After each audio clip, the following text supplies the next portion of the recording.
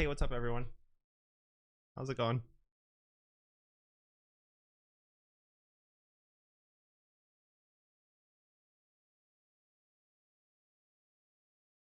Ay, ay, ay.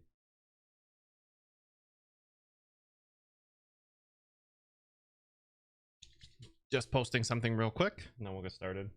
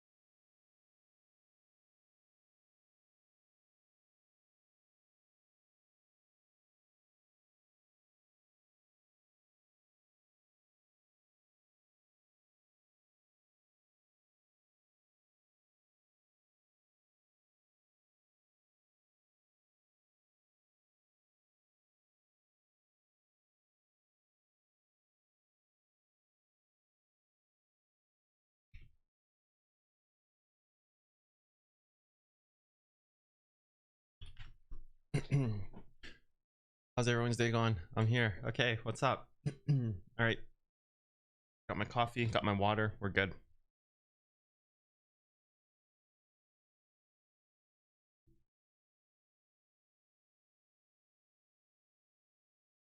Producing content, always, always, always, always. Always content.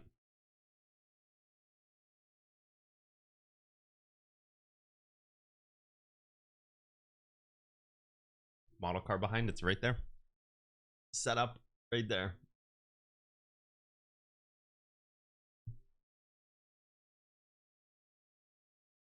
The fires aren't bad around me. BC, the fires are bad everywhere, but I'm unaffected so far, so pretty decent, I guess. We have a tropical storm where you live? Liquid? Damn, dude. Hopefully it's nothing too crazy and serious. Oh, it looks like the volume is a bit loud. Let's turn that down a bit on the music. Volume looks a little high. My mic is a little low. That's much better. And the volume is a little high. So there we go. Better balancing of sound here. You wish my life to be full and delightful. Thank you so much, dude. My hair is smart. I got smart hair. Okay.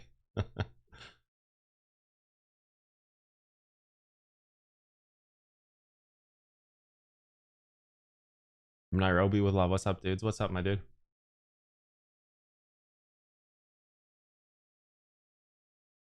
Hoping for a trend break. Last night we did a session with the expert tier. I've been amping up my sessions with the expert tier. It's pretty fun. Tiring, but fun.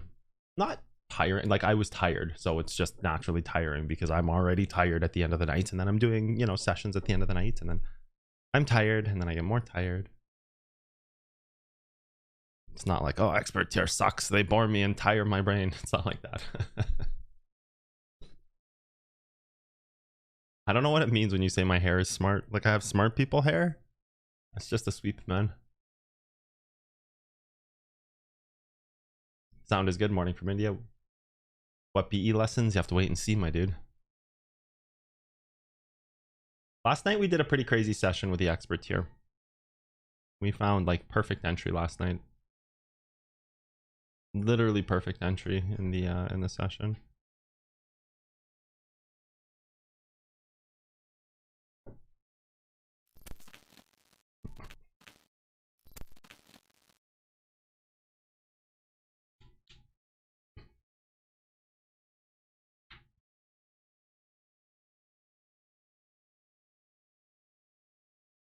Last night during the expert tier session, we talked about this being where Bitcoin needs to form a breakout. So if this is hit and held, I was going to bring that video up just so people kind of understand the stuff we talk about in expert tier. So here, let me, how can I do this? I can go full screen. Okay, I can do that. Yes, okay, this works. Do this, I can go full screen. Come on. And now I can go to Streamlabs and toss on display share. Oh, where are you? Display capture right there. Okay. But oh, okay, good. Hopefully you guys will be able to hear the audio as well. I think it's around here.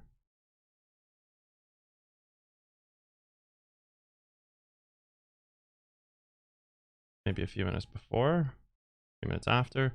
Something like this. Anyways, this is from last night's recording. You can see double camera. Like if I was to hide my camera, you'd see content from last night. Anyways,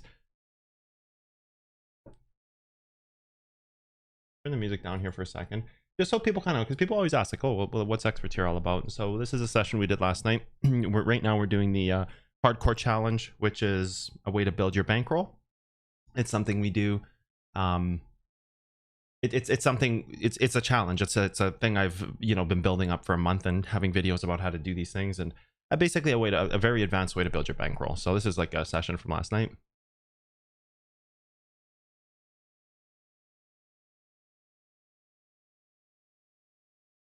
Turn this up a little bit. Anyways, the tone of it was that before this move had happened,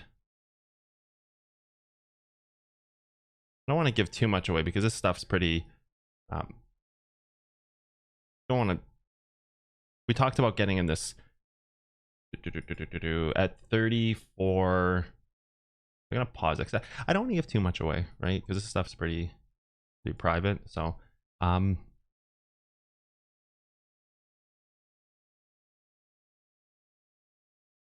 think the entry, yeah, that's where the entry was right there. So that's where the entry was on breakout right there, and we ended up nailing it down to like within 98 cents. And then you fast forward to where Bitcoin is today, and this is where we, oh, look at that face, dude. Oh, you guys can't see the face. Hold on.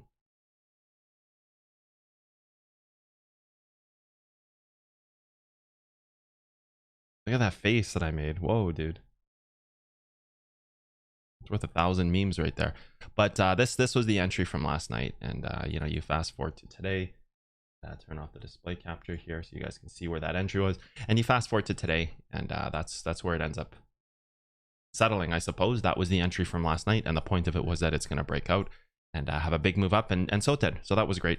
And there's some people who got to that trade and listened, and yeah, just really good. Expert tier stuff we talk about like that, and perfect breakout spots and this and that. So yeah, people asked me today like, where what have you been trading, and that's what we were trading last night. So it's good. It's good. A couple percent there, which is what we were kind of expecting, 2-3%, possibly more, but we'll see in the move.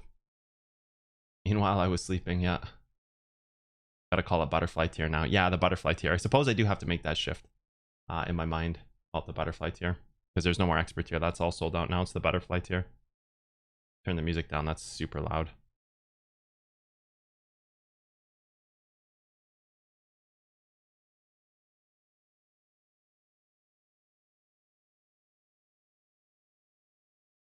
But it was cool. It was cool. It's like a really great entry in those guys. You know what? We ever use Bybit? No, I wouldn't use that exchange, dude. No, thank you.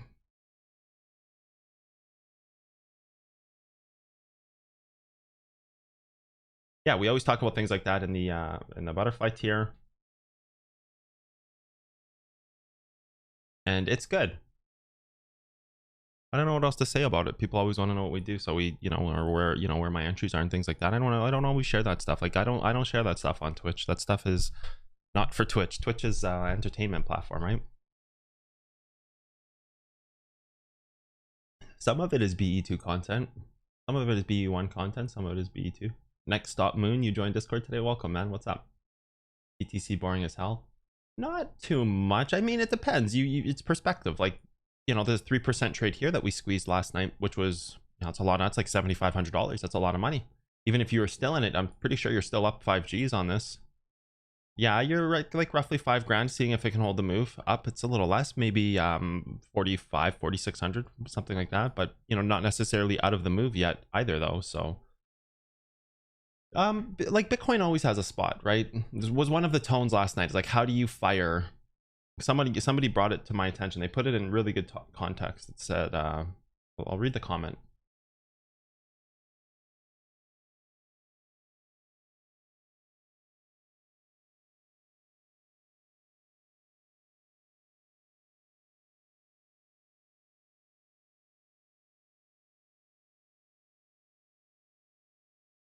It's so helpful to see how you can fire off so many possibilities. And that's really what it is, right? Like finding all the different possibilities in the chart.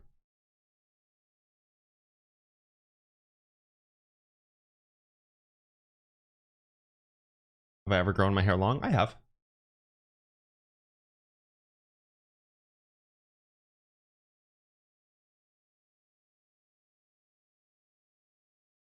What the hell is Cafe Con Lecky or Lecce in Miami? Okay, so this is like some kind of coffee house. That's pretty cool, dude.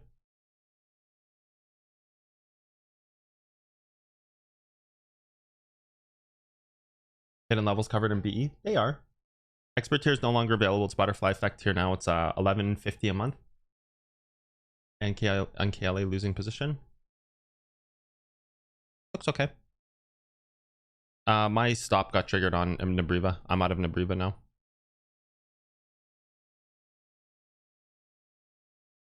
I learned all my trading skills self-taught.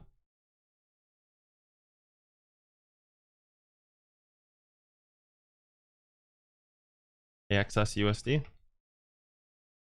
Well, I mean, Bitcoin is moving up, right? So yeah, I mean, yeah, probably just broke its trend, right? Yeah, it just broke its cycle and its trend.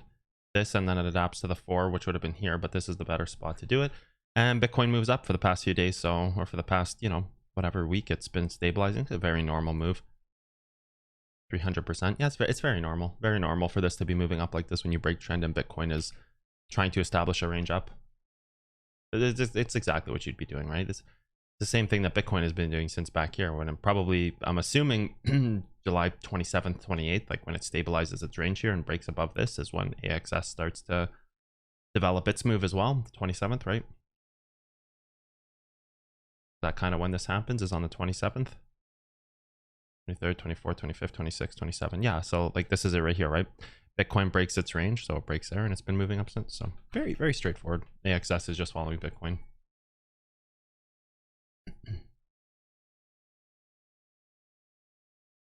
Are you thinking now, Cotton, we move down? I haven't looked at it yet like that.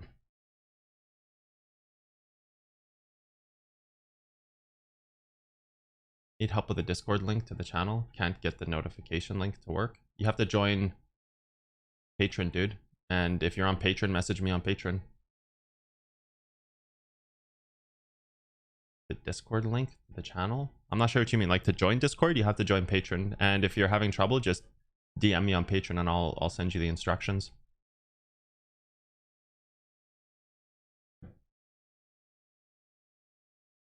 Not out of Vernova, no. I don't care if Vernova goes to 0. It doesn't matter to me. That's my, like, if it goes to 0, it goes to 0. It's a penny stock. I'm not expecting anything from Nova. You want to know more about bankroll management? Join the expert tier, the butterfly effect tier. We talk about it. I talk about it constantly. That's all I've done over the last 2 months is talk about like advanced bankroll management and ways to build your account. Join the butterfly effect tier, dude.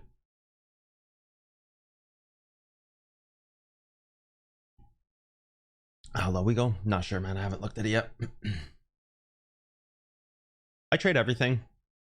No, you're good, man. You're new to the channel. It's cool, man. You're good. No, I trade everything. Forex, stocks, commodities, crypto. I don't really have like a market of preference. They're all the same. It doesn't change from one market to another. The science is all the same across all of them.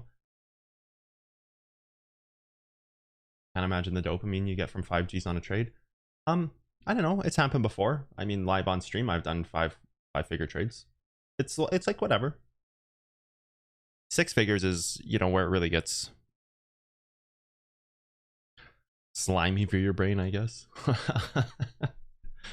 6 figures is gets slimy. I have probably like a 50 screenshots of trades where I've made over 10 grand because they just happen, right? You just like, you take a screenshot, you share with your community. You take a screenshot, you share with your community. Like I just, yeah. Daily problems.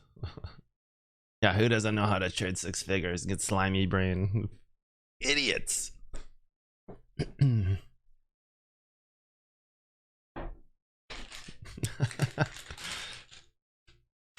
My daily medicine.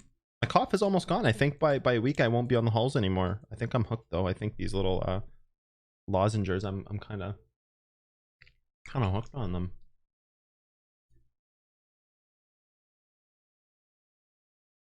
There's definitely a method, Zoe. It's just I haven't taught it yet. After seeing some of your callouts like VXX bottom, yeah, there's 100% a method. VXX was a freaking dirty one, dude. That one is pretty. This is good, dude. Like this VXX bottom call out months ahead of time, that's good. That's like when I called Bitcoin 64.6 top. Like this could lead to a lot of money, dude. Like a lot. This call is crazy, man. This is as good as my call on Bitcoin's top. Well, maybe not that good, but it's pretty close. If oil pulls back, that's another huge call. Like there's some calls that I've been making lately that have just been. I don't get to trade this stuff, so I like to brag about it and feel good about it because I'm picking one level and I leave it for months and I'm like, that's the one, and then it hits and it's like, yeah, it's a really good feeling. Dude, look at this freaking oil call, man. Look at this oil call, guys. I cannot believe this call is just as good as this is as good as my Bitcoin 64.6 top, because the amount of money that could possibly come out of this crude oils call for those crude oil traders who are in here who watch every day, like man, I wish you guys well. Like Godspeed to the Freeland, enjoy your new mansion. Like I wish you guys well, because I don't get to take this stuff. I don't get to trade right now. I'm a content creator, but at least I get to help people, see this stuff. So like I said, fucking Godspeed, dude. Like this is like basically what this what this is here. This is the blueprint to your new mansion. That's what this candle represents. It's like the blueprint to your mansion, or it's the engine in the GTR that you it's just the first set of wheels, and as this blue keeps developing, it's like, oh, we just built the ground floor. Oh, we just built the second floor. Add a wing, 4,000 more square feet. Let's go. It's like fucking Zoink. It's it's just keeps going blue. It's like, oh, I told you we could afford 2 pools and 4 hot tubs. Who needs one when you can have 4? Fuck you, crude oil. It's like, yeah, it makes me happy because people do come here to follow that stuff. And same with like VXX and the S&P, right? Like this is a huge moment. Like this could possibly turn into something absolutely incredible for people. So yeah, it's cool, man. I like it. I like being able to help people like that.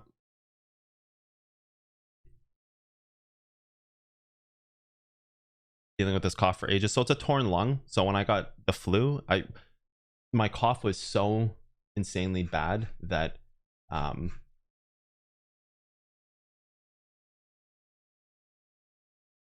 it was so insanely bad that I tore a lung. So I have like tissue damage inside my lungs. I got an x-ray and stuff for it, and it's healing. I feel like it's almost healed. I feel like it's almost healed. I feel like I've had enough medicine to subside it for the time that it needs to heal. So it's good.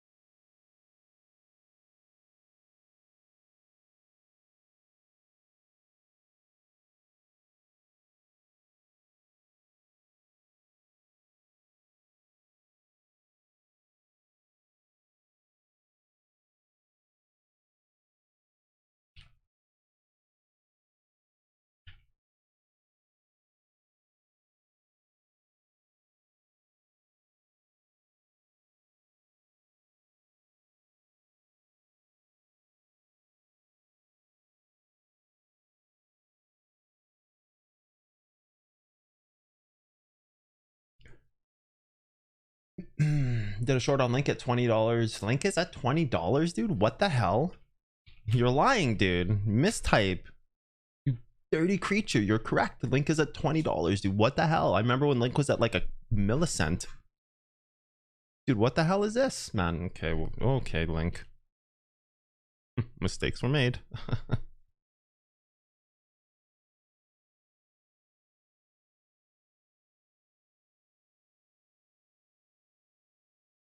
DXY2, yeah. Yep. Hey, Dad. Hello. Just remember, when you're building your mansion, build me a granny suite. That way I've, if everything goes to shit, at least I've helped somebody out there build a mansion, and I have backup plan. I have a granny suite somewhere to live. So just if you know you guys are building your mansions, build me a granny suite, please, for the love of God. Link dumped to 0.01 cent last year and it freaked people out. Yeah, that was pretty crazy. That's what I was talking about, like a micro cent it dumped to, or a cent or whatever.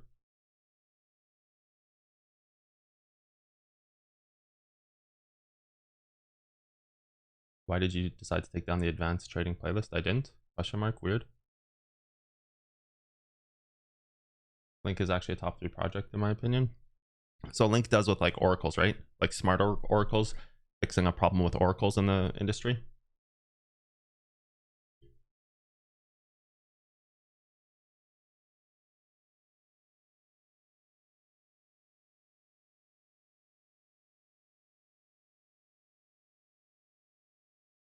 Like I've learned about Chainlink before because I got asked to do some stuff revolving one of their projects, or not revolving, involving one of their projects. From what I remember, Link is trying to solve a problem with reliability in IoT, I think, by having a different way oracles are handled. So oracle nodes being, what was it?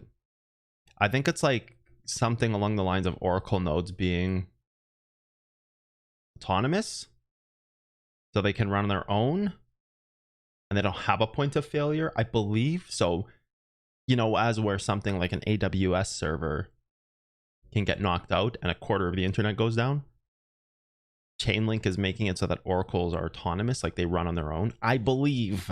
I'm not a fundamentalist, don't destroy me with words if I'm wrong, but I believe that's what Chainlink does. I am multitasking, yeah, Super Saiyan. I'll be in the middle of your fountain as a statue. I'll take it, dude. Just set me up like a tent out there. Just put a tent beside the statue.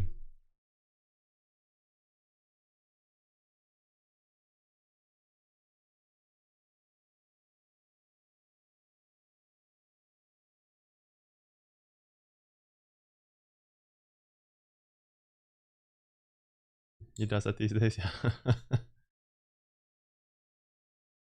Just entered 530 for a scalp. Oh, dude. Not bad, man.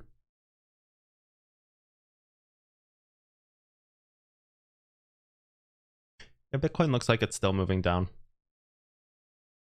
I guess we're going to see. You're coming to the end of this Pandora's box here. And you just keep laddering on both sides. So you're coming to an end to the Pandora's box. Yeah, I believe you're going to see something pretty soon here.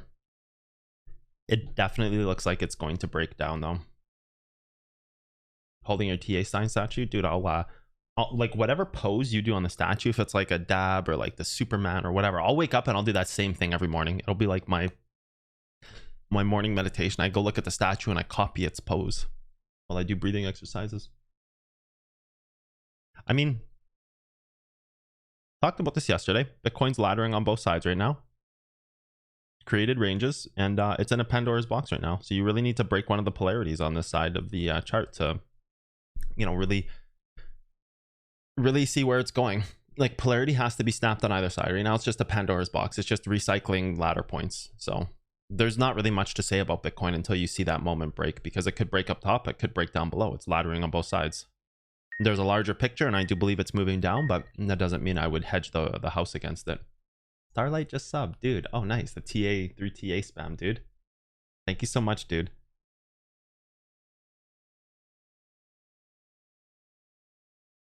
We got new emotes in the chat, by the way. Just so everybody knows. We have some new emotes. We got the cotton crystal ball, okay? Put that in there. We've got the Danhammer. We've got that one there. Okay. We have got Stampede. We've got Mr. Bog. What else do we have? We have this one I like. Tarot cards, right? The cotton tarot cards, the pack of tarot cards. I think there's one more. Oh yeah, we got Cotton Neo. We got Cotton in the Matrix, Cotton Neo. Sheesh, we have a Valorant pro player here. Kafust is a Valorant player, I think, right?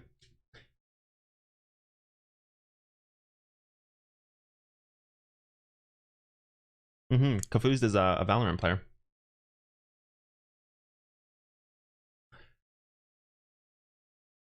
What do I think about 23, 24? I think you can break down to the latter points down here, like 24, 4. Like, I think that there's a range here, right? Like, yeah, okay, so it can test. I would be more inclined to say that support is going to be developed. Like, if you're talking about long-term support, I suppose it depends what you mean. Most of those are tier 2 emotes. No, I think only one of them is a tier 2 emote. No, actually, the Banhammer is a tier 1 emote. The Damp It is a tier 3 emote, and the other 3 are for bits. So if you donate bits, you unlock them. 1k bits, 5k bits, and 10k bits. So they're definitely not tier 2 emotes. None of those are tier 2 emotes. One of them is a tier 3, and 3 of them are for people who donate bits.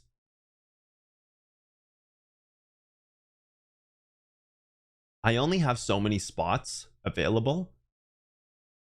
Like, this is what my emotes panel look like. Okay, I'll bring this up for you guys. Hold on. I only have so many spots available. Display cap this sucker. And I only have, because I'm not partnered yet, I only have so many spots available. Like, I have 5 standard spots. I have a tier 2 standard spot, a tier 3 standard spot, and then bid emotes. So like, when I get partnered, obviously you get way more slots to unlock these things, but I only have like 5 slots. It's not like I choose. It's like, oh, you know, like, this is all I get to work with. So it's just the way it is. I don't have that ability yet because I'm not partnered with Twitch. So streams got to keep growing, and then in a month or two I'll reapply for partnership if viewership keeps going up, and at that point I'll probably lengthen the streams. Like, if obviously if viewership goes up, I have to start lengthening the streams, but I don't always want to be doing just day trading content. So kind of run into a bit of a catch-22, because I know, like, people come here for my day trading content, which is great. I love that. That's perfect, and I do that every morning. But then I do something else because there's nothing else to talk about in day trading. You take your trade, you walk away. Like, I don't want to give people the impression that, like, it almost would have to be this thing where I'd be forced into taking trades. Like, the trade existed last night, and you either shorted here or you're still in the trade from last night. Like, there's no trade happen. Like, the trade happened at like 7:30 last night, and we caught the perfect moment. We caught it within 98 cents of when it happened. So when we were doing this, we caught the trade here. That's what you guys saw on the replay earlier. Like, I brought that up on the replay earlier for you guys to see. Like, we caught the trade here, saying that if it can hold, if this is where you set a buy, because it's like the perfect entry, it's the perfect protected entry for the move. And I talked about all this in expert tier last night, so I won't go over again the kind of the reasoning behind why this is a perfect entry. But there's a reason why this can be a better entry than down here. And again, the reason doesn't matter because that's not what we're talking about here, but it's the perfect protected entry where you can never really lose money on it. And yeah, we hit it within like 98 cents, and a bunch of the guys, they took this trade, and that was the moment that would break it out for the future too. So that was, you know, from the expert tier session last night. I keep calling it expert tier, the butterfly tier. It was the expert tier. There's no more expert tier available. Expert tier moved into legacy. People who are on it now, they have that locked away as long as they stay on the tier. Now the cost is almost doubled to be a part of that. But there's a few more benefits for being in the butterfly tier. Some crazy benefits actually. But you know, now it's the butterfly tier. So this was like the perfect moment to enter the trade last night. So this is like a problem I run into with, you know, day trading content and only trading. Like, I'm not going to sit here for 6 hours and trade. You take a trade, you walk away. Like, these levels and these moments happen. There's, you know, if you were in this trade now, what is there, an hourly backside it hit here? It hit the hourly backside. What else did it hit? Did it hit something even more important? Like, oh, the move's not even done. I don't even know why I'm looking at this. You would be laddering off of this. So you'd be, you know, up in this region as a minimum, starting to look into here for trades. You'd be looking into in here as you know, a minimum to either take a short or open some kind of other position. Like, you could even just go to like the stupidest point in this and just say like, okay, well, where's, you know, you could get in right here. I suppose you'd want to get in like right there, right? It could go a little higher. It could even test this to break the move, but ladder, it's still down. So you could even be here as like an even greedier point. So your trade exists like here. You exit some point that you think it's going to test up here or this up here. When you see it ladder this, you exit, or you have already taken a short. Like, there's nothing else to do here. That's it.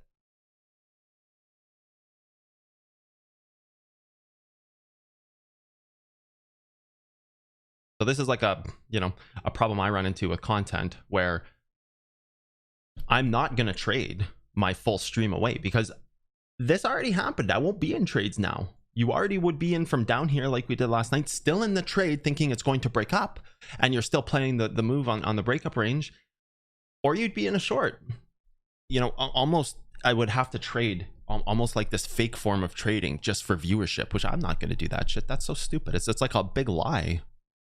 You'd almost have to just be in trades just to create some kind of excitement, just to give yourself content. It would almost be like when streamers run out of content and they watch other people watch their content on live stream fails. It's like, oh, I want to watch someone and react to a reaction clip, or react to a reaction clip.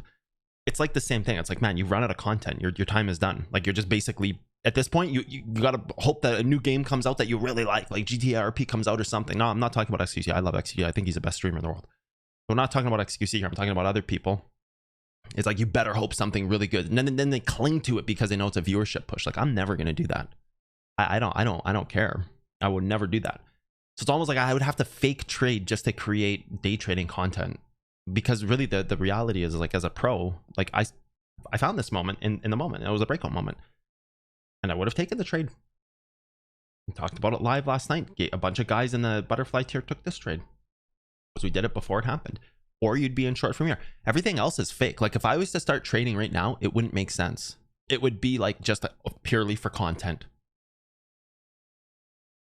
What's hedging? Hedging is when you say you're in a long here, right? And you're in a position and you short that long here. So you hedge your position down. So you're taking everything that you long and you're hedging it against the opposite side. So you enter here and you enter here. It's like playing the tops and bottoms against each other. So you open like 5 grand here, that turns into 15 grand here. You 15 grand hedge down, or you just take a 5 grand spot and lock profits, or you take the full position and run it. So hedging is a form where you're like hedging your assets. It's one form of hedging. It's like kind of like a street version of hedging, as to where the official version of hedging would be to take profits and put it into something else. This is like active live hedging. I call this like street hedging, because this is like, you know, kind of a dirty hedge.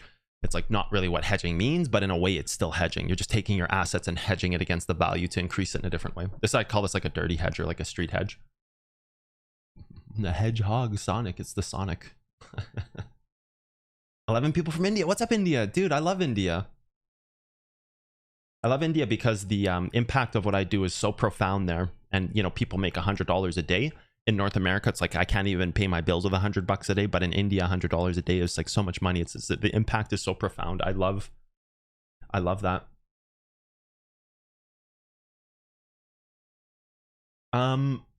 Ari asked, what do I think about the 24 range? I'm going to go back to that question before I move on. I think the 24 range is fine. Like, you're looking at a daily, right? You're looking at that kind of daily stuff that's untested. Where is it? It's like right in here. But ultimately, I think, you know, when you look at this as this valley is breaking here, like this whole level here breaking, which is an origin. Like, I think once you break this, oh no, what are you on about? I think once you've broken this, which is, you know, kind of like this you know, basically the support of the move, what can ladder it, all those fancy things. Like, once you break this, you're looking at a much lower level. Like, I don't think you break such a large support here and you stop at an interim spot. Like, I don't believe you break this weekly, which is actually probably more of a monthly. Like, I could see even down here being like 11k being the spot where you go, because it's just like, okay, well, here's the break of the move to say it's going to distribute long term. Well, here's what's protecting that, so why can't you go there? I think 24 is a bit high. While I think it could bounce there, and, you know, there's also always the possibility that creates a target that holds the move, and it's just this little interim thing that regains its move. I think you're more realistically looking down at like weekly levels, monthly levels. I think you're more realistically looking down in this area here, or possibly even that monthly level down there that we saw, or, you know, a value here in the weekly inside of the monthly, some kind of protected move. Like, there's a bigger possibility of that. So I think 24 is fine as a spot that you can play, but, you know, you have to be aware that there's a much deeper level that will likely go after. Fundamentals matter in investing? Not really. Imagine being partner. That's whatever. Twitch partnership would be cool, but it's not like I'm, you know, living my life on Twitch. So I just upgraded to advanced here on Patreon, but still can't find you on Discord. I'm doing something. Message me on Patreon. I'll give you the instructions to get into the server.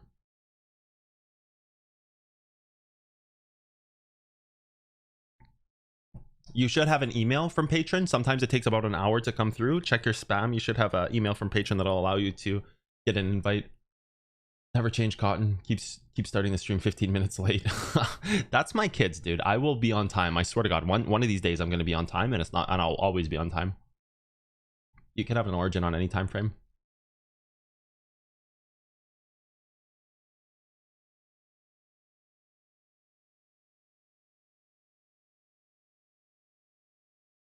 I would love to see you do other things that you're interested in. So that's the way I look at streaming, and I think that's how any successful streamer becomes successful. They do what they love, and they don't care about their, like, they care about their audience, but they don't care about their audience's interjection. Like, oh, you should go play this, or you should do that. You got to do what you love, because if you're finding enjoyment in something, other people will too. So if you do what you love, people will just be gravitated towards you. That's what I'm doing on Twitch every day. I'm doing what I love. I do my charts. I chat with people, and you know, as viewership grows, if it does grow, if I do hit that mark, as viewership grows, I will increase the stream hours, and you know, maybe I'll play Diablo 2 when it comes out. That would be fun. I'll do things that I enjoy. You know, everybody wants me to play Valorant, and I don't want to play Valorant. I was diamond in Valorant, and it's not that high of a rank, but it's decent. I'm not a pleb. I have aim. I use Kovacs and aim labs. I train my aim. I'm, you know, played CS for a while. Like I'm not a pleb in FPSs. I just don't want to get back into the Valorant grind where I'm gonna blow out my wrists. You know, like I don't want to get back into a Kovacs. Like I don't have time for that kind of grind. I have time to play a game on stream that if I decide to increase my hours, because say I get partnered, I increase my hours, so say from like 2 hours to 5 hours. Say I do like a 7 a.m. to a noon stream. I've considered that. I will play something that allows me to step into it, because I still have to produce content. I still have a crazy world outside of Twitch. Like Twitch is a bonus add-on. I'm still dealing with like sponsorship offers every day, which I've never taken a sponsorship, but that doesn't mean I can't. I still have to be professional, and I still have to answer people and engage with them and talk to them and show them that I care and thank them for reaching out to me. So I still have to be a professional. I still have to do my audio and video engineering every single day. I still have to produce content. I have to make more content. I have to make new content. I have to develop. Like I still have a whole world. So like playing something like Valorant is not, it's not viable for me, because my schedule is way too packed to start like booting up Kovacs and emblems. And I wouldn't want to play a game like Valorant to be silver or gold. I have no interest in being silver or gold in a highly competitive game. I would be pushing Radiant. Like I wouldn't want to be, I would be on the Radiant grind, right? So I have to play games that allow me to just kind of walk in and be good at them by just not having to do like crazy aim training, because it's purely like a mechanical skill set. There's a thought behind any first-person shooter, but mechanical is as important as the logic in first-person shooters, right?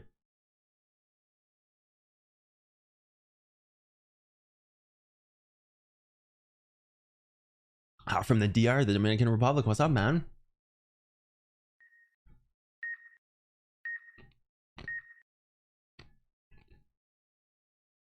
Michael Shearer, what's up, dude? Thanks for the sub. Anybody who's doing Twitch Prime, Amazon Prime, don't forget to use them. It expires every month. You have to use them, right? You have to renew it manually every month on Twitch. Whatever direction you want to take. Yeah, I just want to do what I love, right? Like I just want to do what I love. Maybe I'll play Diablo 2. Who knows? Maybe if a cool MMO comes out, I'll play that. And if viewership comes, viewership comes. What would Sailor say when we're down to 11k BTC? I keep saying everybody. He's talking about how he has an infinite amount of money at 20 Bitcoin, at $20,000, like an infinite amount of money trying to buy Bitcoin at 20k. Let's test that. Let's get the TA Mafia on that. Let's get the Gang Squadron. Let's get the TA boys on this and see what happens. What are taxes like for you? I don't talk about my personal income. You're having trouble getting into Discord also? Message me on Patreon, guys. You sign up on Patreon, just send me a DM. I'll send you the instructions. People with kids understand the struggle of being late. Yeah, dude. Having 2 kids concur. I'm sleep training my 11-month-old. She's 11 months now, as of recently. I'm sleep training her, so. Oh God, I don't remember my high score on grid shot.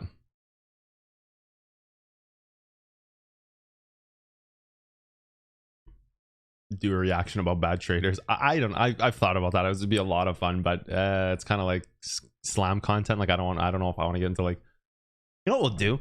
It'll be like poetry slam. I can take a unique take on this. We do jazz music. Hold on. Let me set the mood.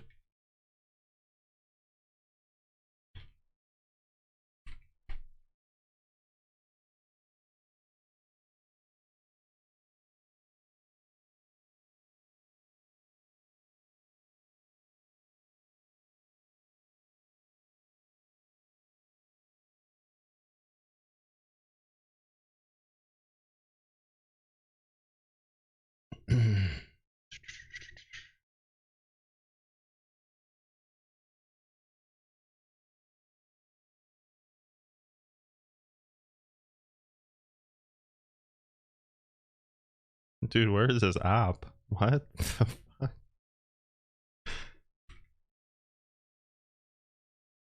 Where is this app, dude? All right.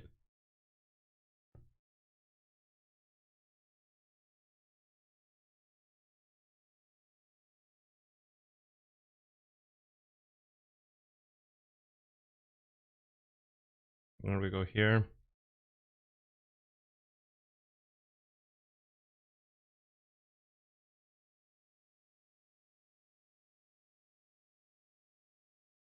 We'll go like this. We'll do like a poetry take on it, like poetry slam.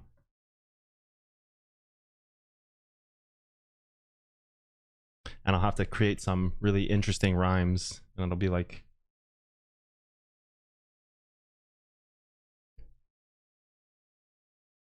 you see, he used MACD, but he didn't know what it could be.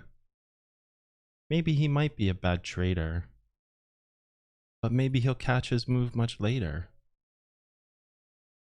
He may make $1,000, or he may fall and not be a baller. This trader needs help. Maybe you can be the one to do it. That's about the only take I could do, like a poetry slam jazz take, because I don't want to get into scum content, but maybe I could do like a, you know, a high angle take on it.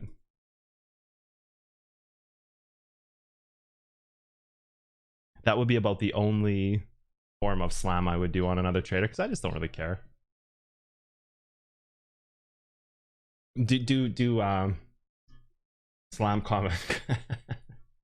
Do like poetry slam day trading content. I'll get a hat. I'll get a really cool black hat. I will do like a jazz poetry slam. Can we fix the lights, please? Whoa, too bright.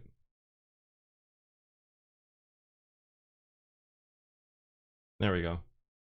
That's about it, because I've really always wanted to kind of like rip into other day traders. Like I do passive. I won't call day traders out. I don't care to do that stuff. But it's like I see it and I just it cringes me out. So like, okay, that's about the only take I could do, would be like kind of like a high angle, like a passive aggressive angle grind, ambiguous angle grind, you know, on them, and it's just like, that's about it. Gang shit.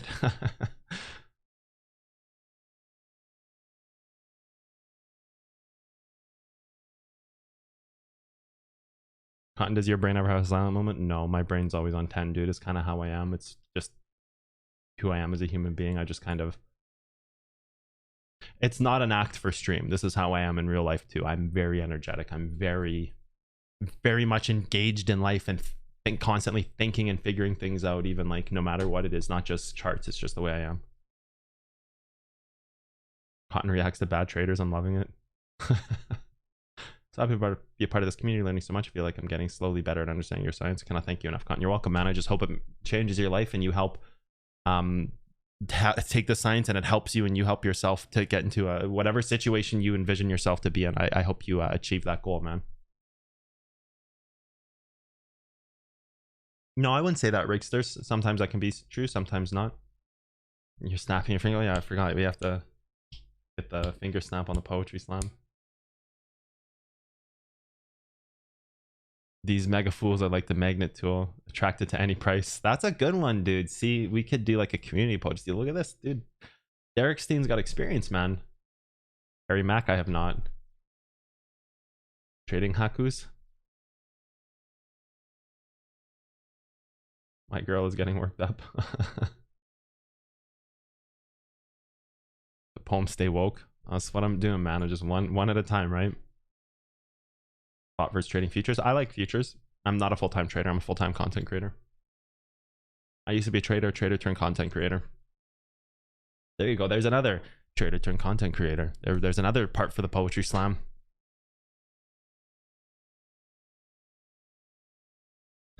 Futures is for like the best in the world, right? So futures is, you know, you want to, if you have perfect accuracy, you trade futures. If not, you work to it. Well, let's go through our list. Getting through this quick today.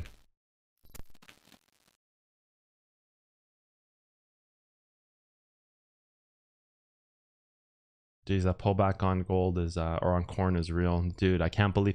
Oh, so it didn't go for corn. Didn't go for its final target, but man, that's a hell of a pullback on corn. This is really starting to back test the bottom of its move, so that's good.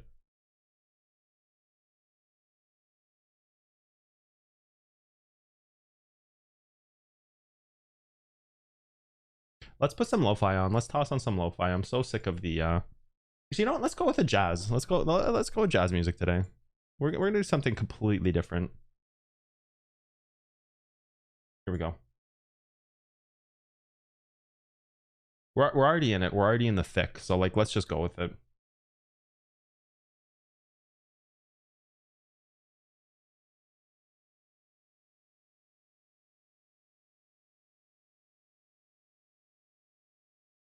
Some peaceful J tones in the stream.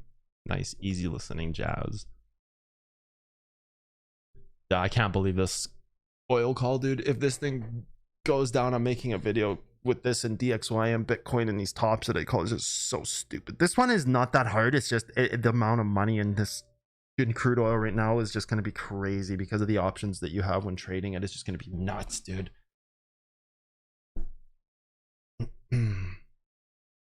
I can't. I'm so anxious to see where this goes. I'm so hopeful for people who did get into this oil trade. I'm so like on your side, man. I'm cheering for you guys.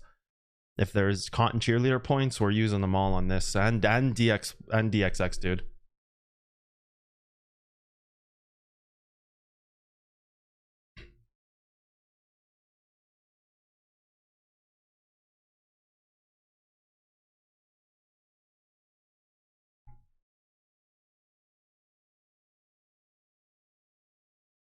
ACH too, not bad, dude.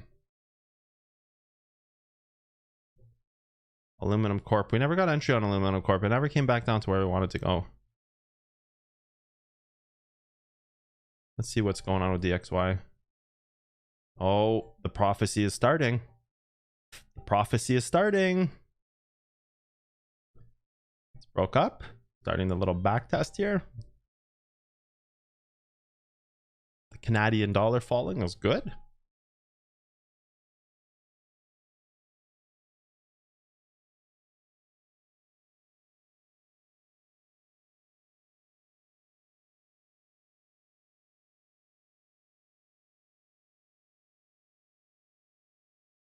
I need to switch to daily time frame. This is a little cooked. Let's do these last few again, so you can actually get some visual clarity on them.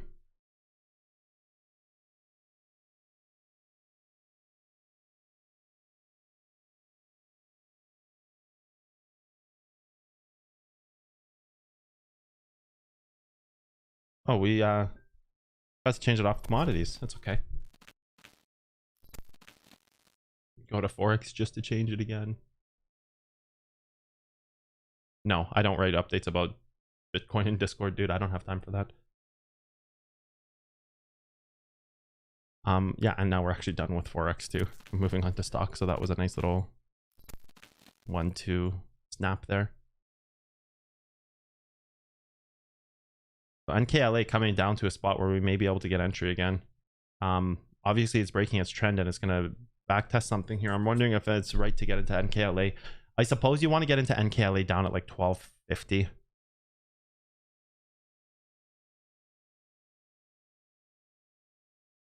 This is all happening because the S&P is breaking down, right? Like all these moves that we're setting up are now going to break down and try to set up for the future. Like Nabriva, my stop triggered. So like entry where exit basically, which is great. But all of these stocks are going to give like perfect entry now. They're all going to give great entry now that I'm assuming the S&P is breaking down. That's what's causing this. MJR, if we're still waiting for a move down on that. Patriot one is fine. Yeah, Chem Bio is getting decent, but I don't know if I think I'd try to. I don't know. Chem Bio is pretty like 50-50 here. It's decent. Numi breaking down. What about NVIV? What is this doing? NVIV. Yeah, I mean NVIV is breaking. Like it still looks like it's moving down. I don't think NVIV is stabilized yet. I think it actually needs to go back down and hold this level again.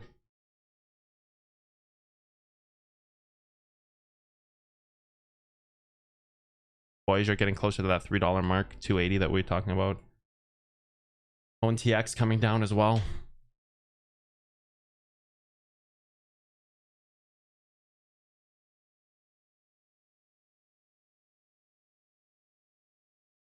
Yeah, I think Telenet's going to go all-time low here. I think you're going to see Telenet way much lower. Intelligent or whatever it's called. I don't know the names of these companies. I don't really care. I just make my own acronyms up. Barney Coin for all I care. Today on Grover Coin, NKLA breaks down. Yeah, nobody cares about the name, dude. Tell it to the fundamentalists who write poems about how their coin's going up on Twitter. Don't give a shit. So S&P's hitting a top here, right? Like it's trying to form a top here. So it's maybe you're seeing a bit of a pullback in the industry, but that doesn't mean S&P is going to, you know, break down. It's not. It doesn't mean that yet. Just, you know, definitely has a little bit of a hiccup there. Yeah, all that fundamental garbage. Go tell that to people who actually care about fundamentals. Go write a story on Twitter so you can have your feelings and share your feelings about all these coins that make no difference where they go in price. It's so good, it'll change the world. Okay, dude. All right, man. Well, you can have your opinion and you can go and dream about how your fucking Barney Rubble coin is gonna go change the world. Flintstone brain, Flintstone coin, Flintstone stock. Nobody cares about fundamentals, dude. Like, who cares about this shit?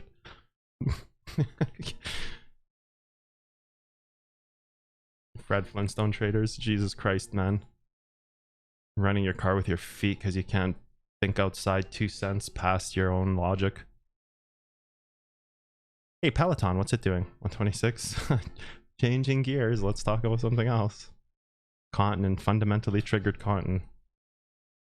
Have Dan Steele come up in here and report on these fundamentals again and set everybody straight. Like, if they won't listen to me, maybe they'll listen to Dan.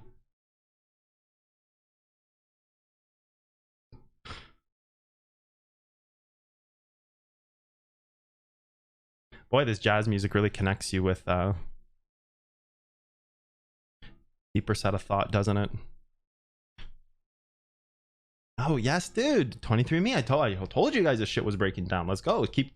I don't know if it's gonna hold $10. I didn't set a buy here or anything, but I want to see it break down. I don't even think 890 can stop it, dude. I don't even think 890 can stop. We're gonna leave our level there, but I don't think 890 can stop it. I think you need to go much lower. I think you need to drop much lower. I haven't had a chance to chart 23andMe, but let's go, dude. That's exactly what we're looking for.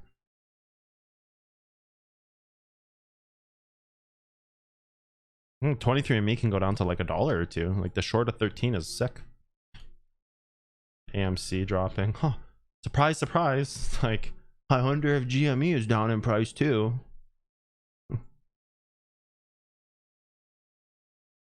I don't know, man. Maybe enough bananas were thrown around that GME boys actually held price. I don't think so, though.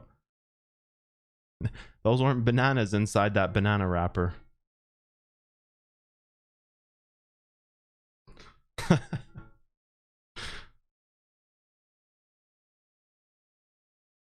just hold strong, apes. Hold on to those banana peels. They're not decomposing. That's just evolution. Hold on to a banana peel long enough, let it disintegrate into the ground, and eventually it'll turn into a flower. Well, Hold strong, banana boys. Fucking banana brain boys. Hold strong, dudes. Hold strong for people like me who short you. But please do that. What is that stuff? You have a garden. Plant food. Yes. You have a garden and you put the phosphors and plant food in it, dude. That's what this is, dude. Bags of phosphor and plant food. Is this GME? This is GME. Yeah, dude, that's what this is, dude. They're just like phosphors and plant food for our garden. Just keep holding, dude. We need more bags of plant food in this world. Keep holding your bananas, dude. We need more plant food.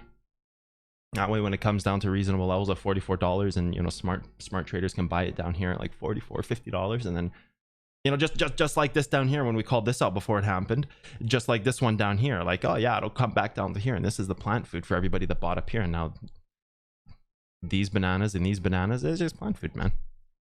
Just keep holding strong, boys. Just hold, and then when you want to break at 75, break. Just sell it all. Sell it all. Break down. Pull it to $40 for us.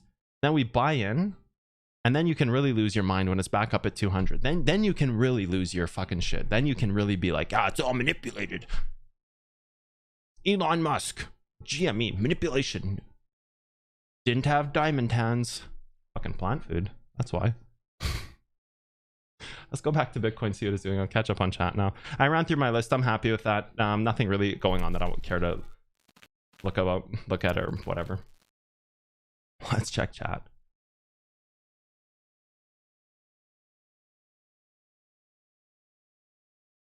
Margin equals you can lose and win more money. Leverage you can win and lose quicker. You've been vibing to jazz today? Well, I guess I picked the perfect music. You can dig the beat. Nice, man.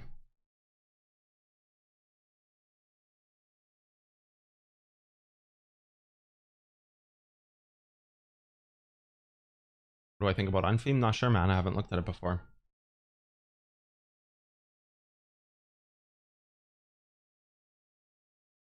You think it's how to do with the S&P is structured? Just a few companies are holding up. Get all that fundamental nonsense out of your brain.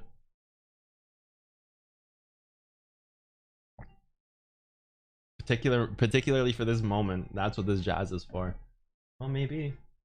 Who knows, I guess. Perfectly planned or just another cotton blunder. Who knows? Warren Buffett is a good example. I don't know. Hold something long enough and inflation increases the prices of things. I don't know what to say. Of course, there's bad hedge funds that trade on fundamentals. I've worked with many.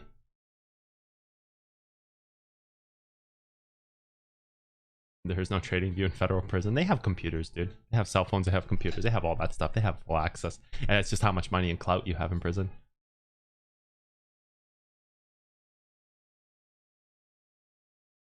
Extremely rude. Egoist also. I don't even know who that is. Martin Shkreli? Shkreli? Martin Shkreli? Dude, he's got an awesome last name. That's Mr. Shkreli to you. I would love that last name, dude.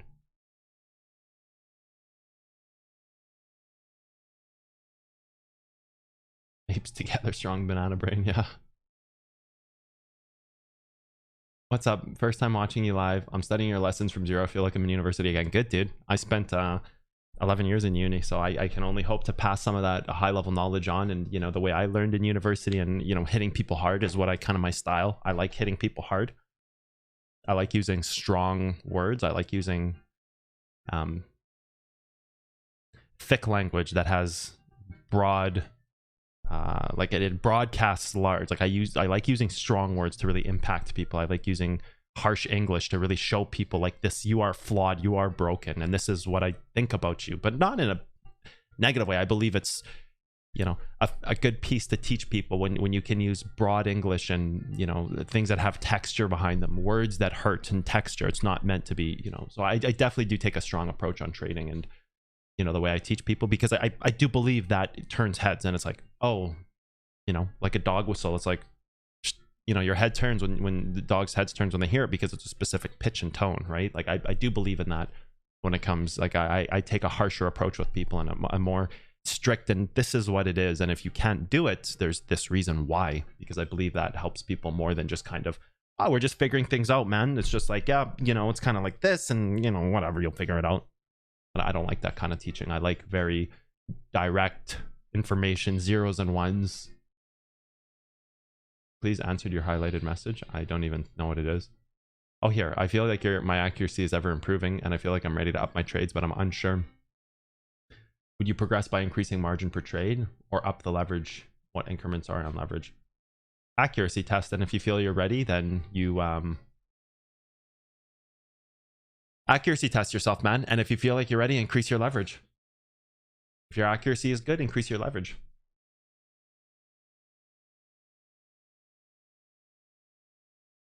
This is funny. F stocks, I want to play Hearthstone. I'm going to play Hearthstone today on stream. You guys are making money doing trading, Devil. Yeah, dude. Dark mode.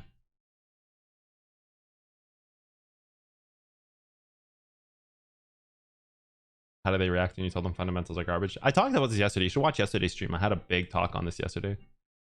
The last name is Candy. What's going on? Exactly, man. I knew it was from birth, dude.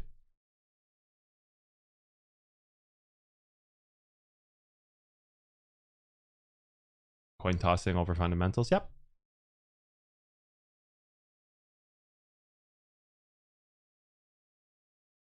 The charts are the charts. Goob. Guab. I'm gonna call you Guabe. I don't know how to say your name, so from now on you're known as Guabe. Guabe 20. What do they do? Has some effect? No, nah, not really, man. Charts are the charts. They're gonna do what they do.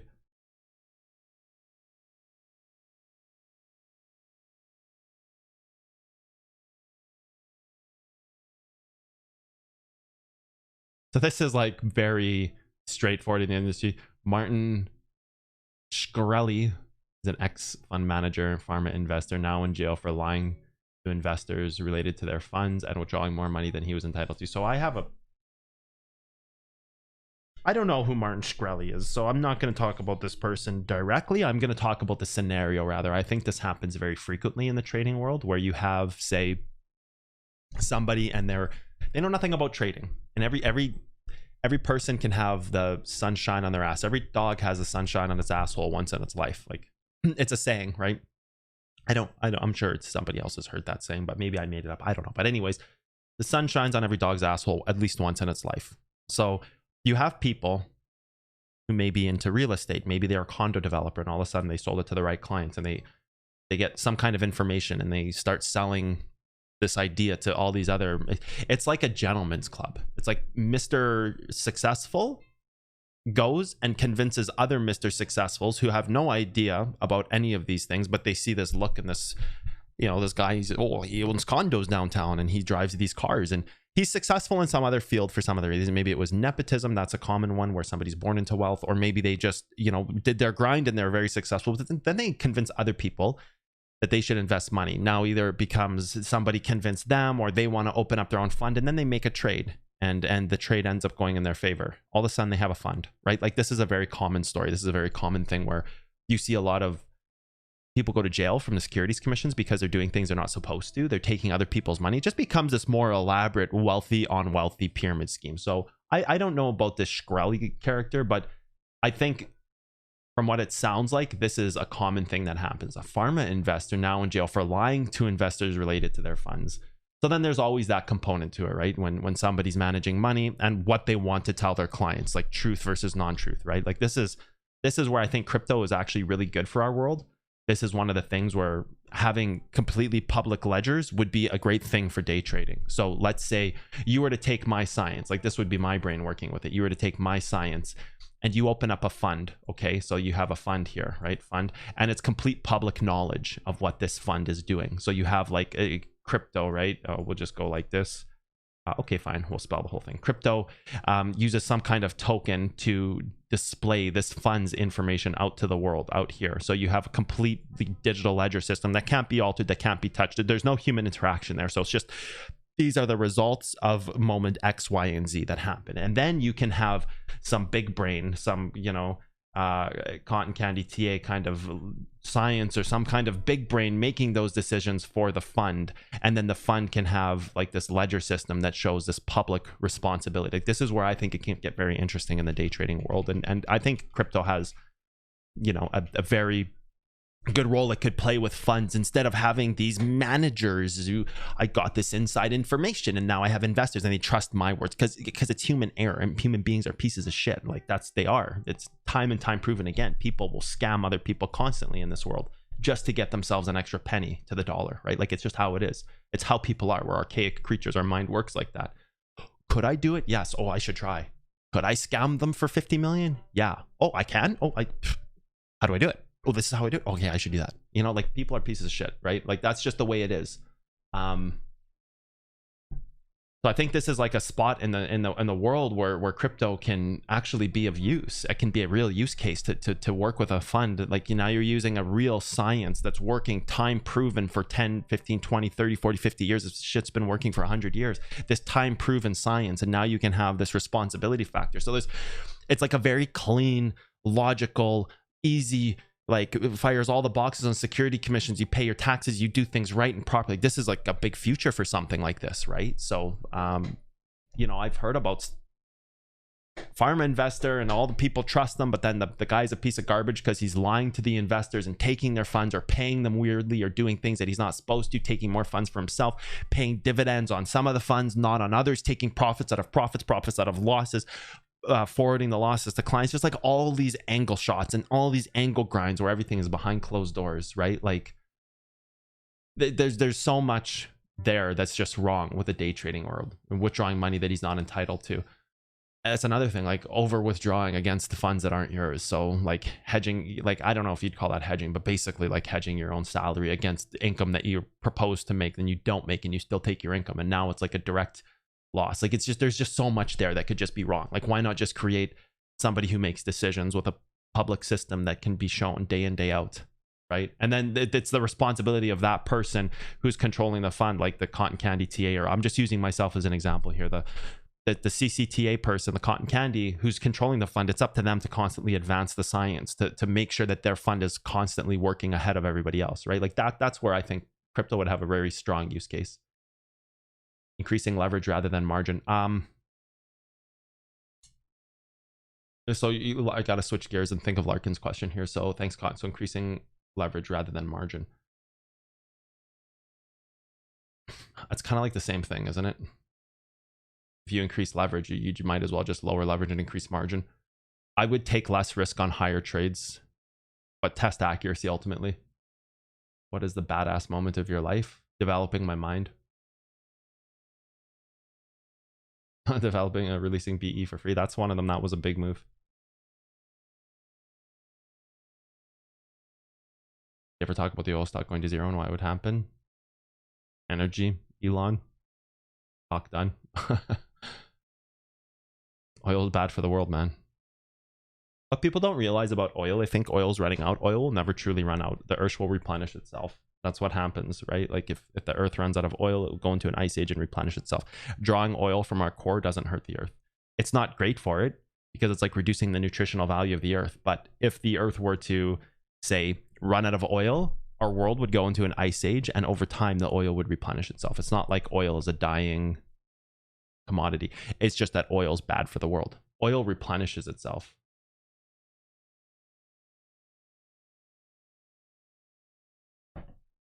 So I don't think it's about, no, we're running out of oil. We can run out of oil for sure, but it's a naturally replenishing substance. The point is that it's, what's the point of extracting oil when we can make energy? What's the point? Over thousands of years though, no? Yep. It takes a long time, but it's not like we can destroy the world and the core will crack and will crumble apart like this dried out orange. We would just go into an ice age, right?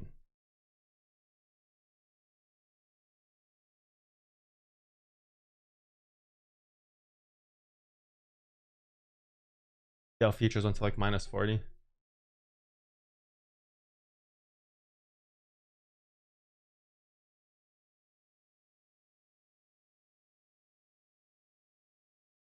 You don't live with your parents.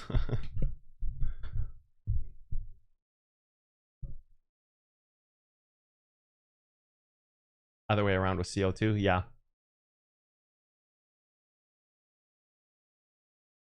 So you saw that a lot of countries are planning to ban petrol and diesel by 2030.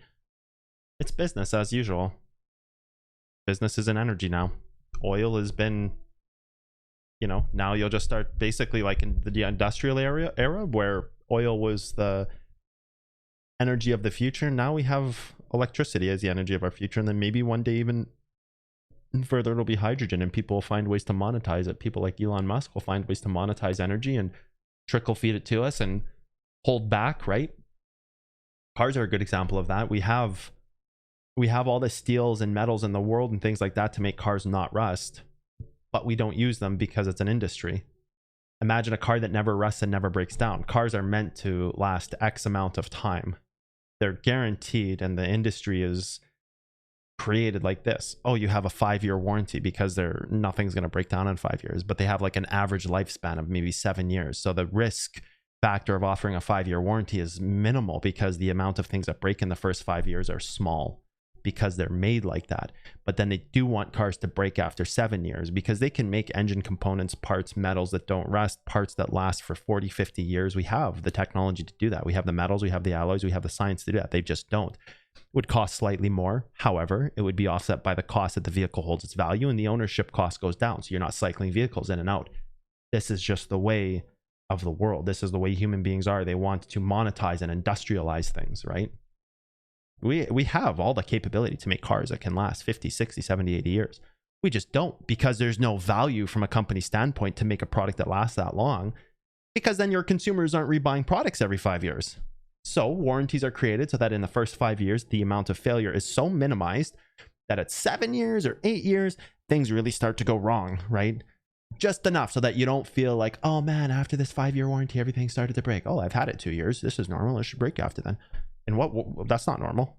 Something shouldn't be guaranteed to last 5 years, but supposedly break after 7 or 8. Like it's a big, I've had it for 8 years. Everything's going to start breaking down. Well, that's by design so that you go and buy a new car. It's the same thing with energy and oil. It is by design, right? There's a point of it where we don't have all of it figured out yet, but we definitely have more than we lead on. Like we may not have batteries that can last 80 years, but we definitely have battery technology that can last more than what they have right now. They just, you know, it's released in phases so they can monetize it and you know.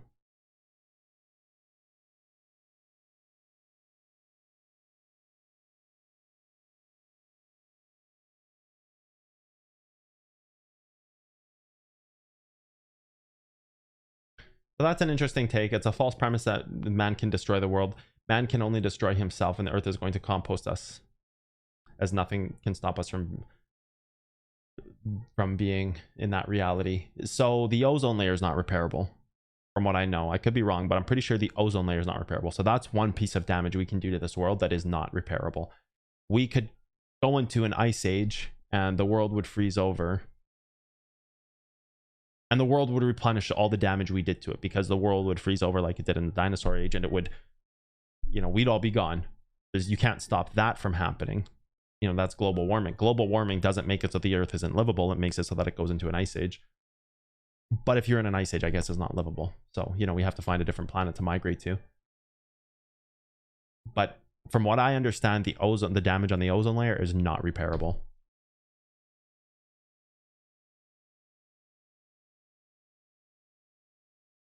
There's a Mercedes, which is mostly used for taxi. It was an unbreakable thing. A Mercedes almost went bankrupt back in the 1980s. Yeah, we've been able to do this for a long time. That's why we can't have nice things.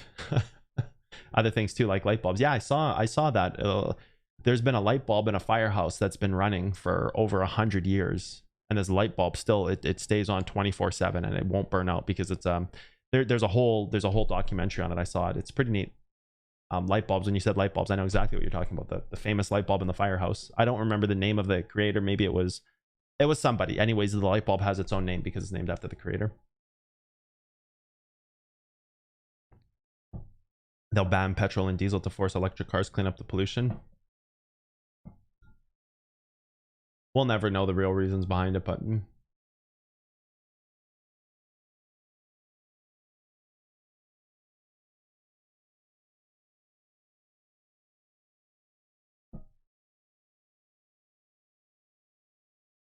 Wonder how many venters have been held back. Lots, dude.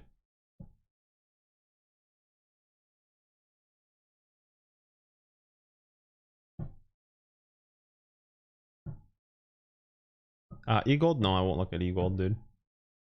BMWs break after warranties. All cars break after warranties. The ozone layer can repair. It takes decades, though. Okay. The ozone layer is fully repairable. Carbon emissions. Methane is burning the atmosphere, causing an intense heat in most areas. Yeah.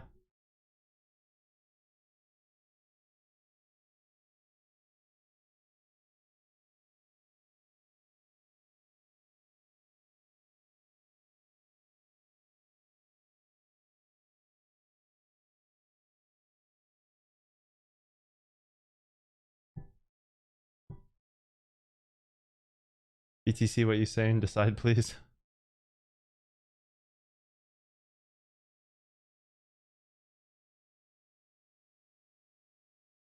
Cardano's the best thing. Now would be a bad time to tell you I have $5 million in ADA down. I'm kidding. I don't have 5 million in ADA down.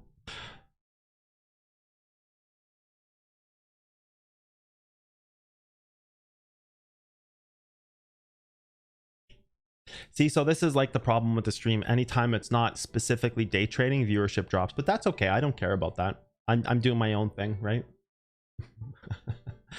people will come and true audience will stay. Like, people come to scalp calls, which is fine. They can do that. Sometimes I specifically avoid talking about things. Like today, I'm specifically avoiding talking about what, you know, I'm where I'd buy and what I'd expect. I'm just specifically avoiding talking about it for a reason, because I know, like, there are people who come just for calls, which is okay. I don't mind that. But it's just like, you know, I do something like play Hearthstone, but that's fine. Which, speaking of, I'm going to play Hearthstone right now.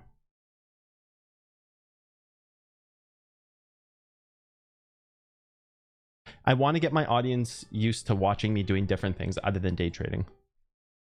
Hearthstone is not something I plan to play long term. It's just good for now. But I do want to get my audience used to saying, like, oh, hey, he doesn't always do day trading stuff, because, you know, that world exists everywhere else.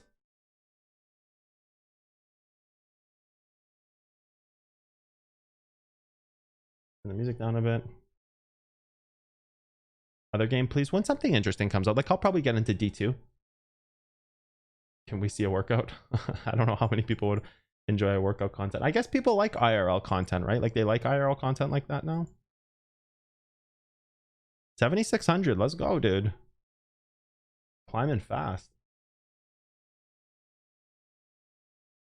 Why don't you GTA? I did RP for a bit. Among Us is like, kind of, you think I'd be a mastermind in that game? Yeah, Among Us would be cool, but I don't know. It's kind of done now. Online chess. I don't want to play something that's trending to play it because it's trending. Like, Among Us was a huge game that everybody just played because it was like, I understand Among Us is a cool game. Hearthstone not responding. That's hype, dude. I get, like, Among Us was a big game and it's a cool game. It's just, it was such a viewership push. It's like the same thing. Like, so I played this hero once and I got first place with him, but I really think he's garbage, to be honest. I think this guy sucks. I got really lucky in my game with him. So do we have? We have Cobors, Pilots, Murlocs, Mechs, Dragons. Next with Vol'jin is pretty good. Hook Tusk is really good too. Infinity Token can be okay. I think I want to play Vol'jin. I've never really been able to master Vol'jin. I've played him a few times and I always kind of screw up with him. I don't really know why, so I kind of want to play him just because I'm bad with him.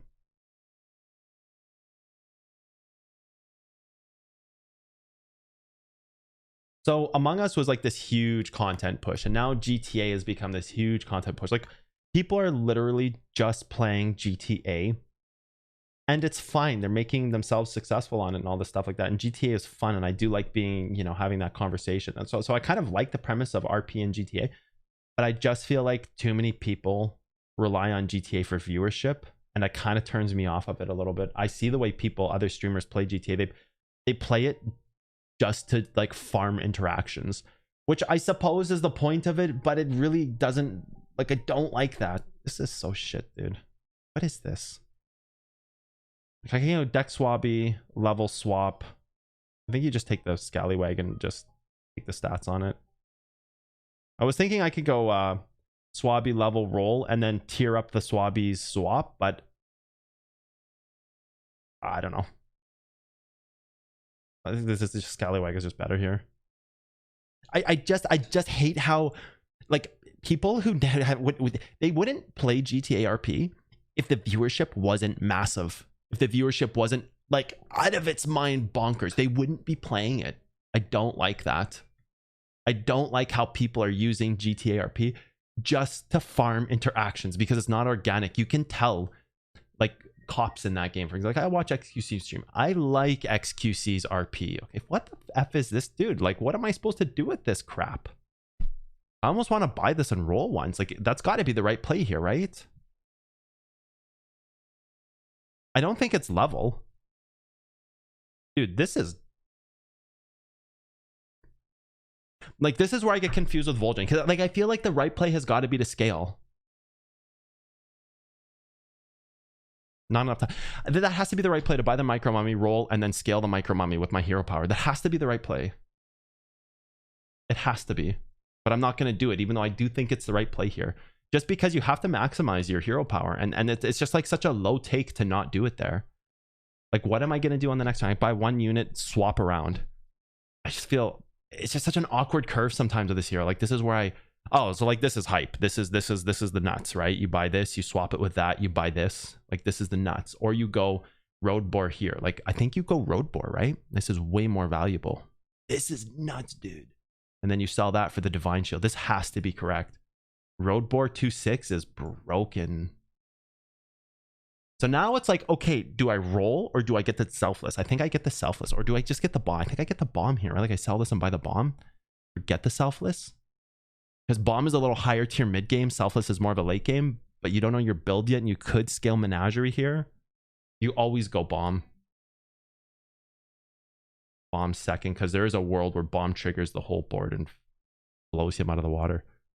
Like, this is like a really good turn. I like this. I do like the selfless hero. Not on Vol'jin.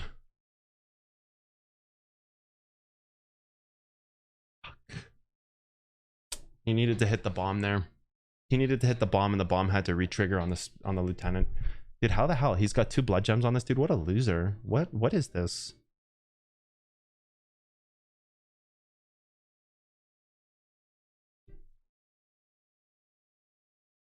You ever discover a 1? 3 units +1/+1, right? Got to be 3 friendlies. You're swapping stats so much this loses value. Gachi gift is kind of whatever. 3 roll 0. Nah, I think you just might have the storm one because these are pretty decent units. Buy. Swap before you sell.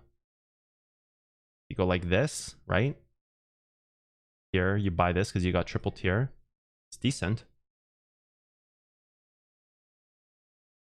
Might of the Storm when these 3. You swap this before you sell it onto some other unit, right? Those 3 you want. Because you want this to have stats. It's going to be a 5/5. Yeah. There you go. Then you tier up. Roll once. Or if you find another one of these 2, you can pair it. Swap the 5/5 on that. Swap the 5/5. Then sell it for the 2/1. So it's going to be a 7/6, right? That's correct. Yeah. There's nothing here to swap. That's all. I could swap the bomb here right now. I'd rather have the stats on a higher tier minion. Actually, there's nothing to swap here.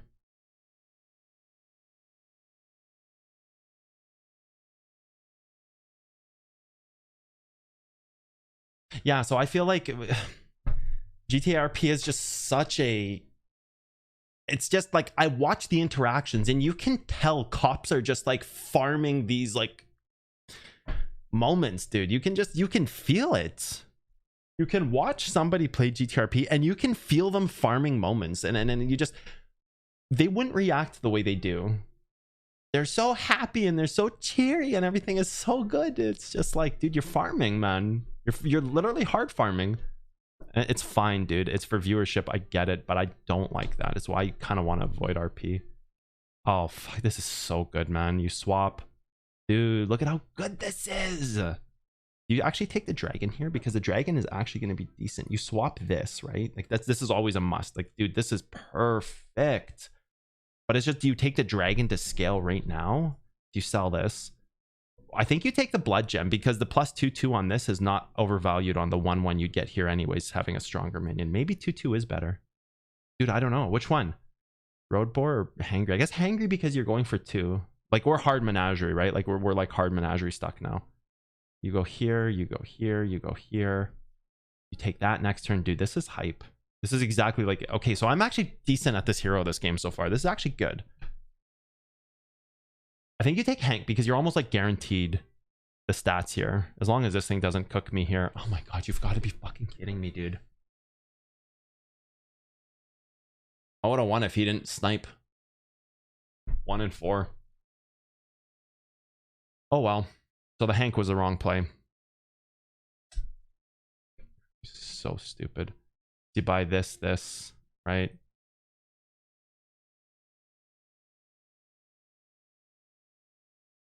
How do you do this? I guess you just roll. It's not worth freezing for those. Dude, I can't believe that. I can't believe he sniped me there, dude. That's so garbage. I don't think you ever buy this. I think you swap.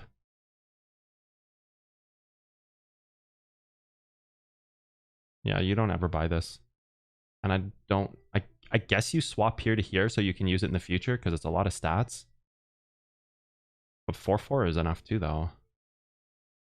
Like, I guess you swap this so that you can just, like, put this somewhere else after. Because I don't really know. Yeah, I guess you take the 3/2 in stats.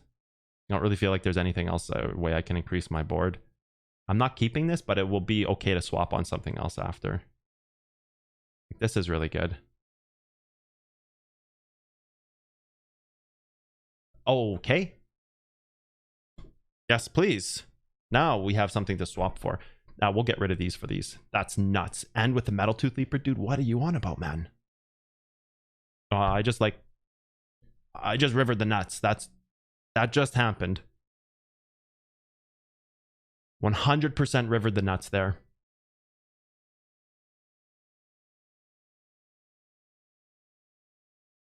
Well, that's good. You see it paid off in full. One of these, just not this, just not this, just not this. That's fine. So yeah, that's the problem with RP. I watch cops and their interactions are so... You can just tell they're being extra positive, extra cheer, trying to make these jokes. And like, I get it. I get it. But it just doesn't feel organic and... You just don't like it, man. Like, do you take the 8/7? Or do you let the Hank level up the next turn? I guess you take 6/10 first and 8/7 next turn. Right? You want the stats off these because you don't really need these. Maybe you leave them for 1 turn and take Hank's stats. I think that's what you do. I think you take the damage. Yeah, because you know what? I do want more blood gems here. And Hank can be sold now. Or do you just tier here? I guess you tier here and freeze, right? You tier and freeze because it's kind of awkward gold-wise, and then you have to sell 2 units and roll twice. You just tier and freeze. I'm gonna keep this for this. You won't need it. I'll have another blood gem. You tier and freeze because you're scaling mechs now. Like, out of your mind, you're scaling mechs. You kind of want to maybe triple these and keep them. I'm gonna just play it by ear. I'm gonna buy and roll first before I make those decisions. So yeah, I mean, that's my problem with RP, is that it's just kind of too farm mode. Shit, that never gets anything. That's a really good hit though. That's a really good hit too. Here. Here. That's fine. So RP, I like RP, but I hate being forced into those farm interactions. Oh, that's so good. You always go on coin here, right? Yeah, it's never time thief or bouncer. You always go coin. I want to stat this thing up. 1, 2, 3, roll once. 1, 2, 3. You ever take this? I guess not, right? Because It's too many swaps. So do you go 6-7 here, or do you go 7-6 there? I guess you swap those two, right?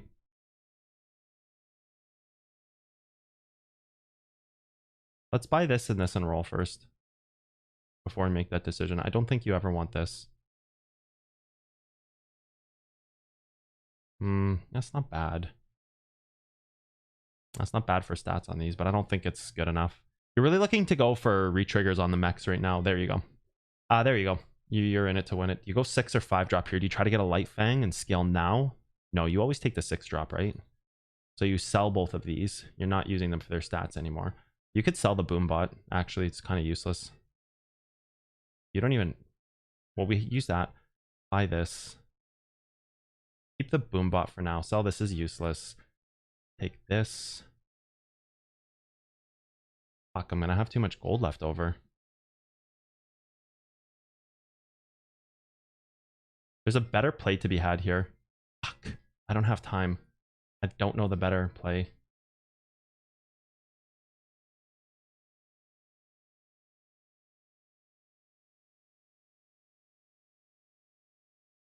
Game. No, dude.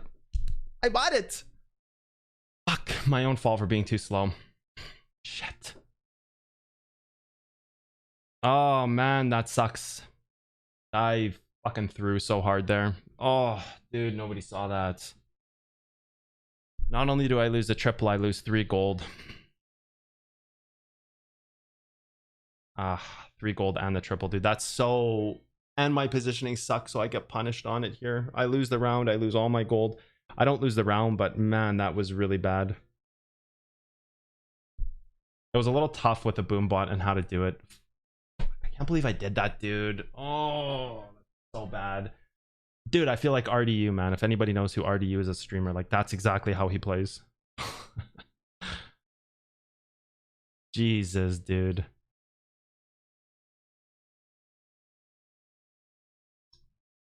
I don't want to talk about it.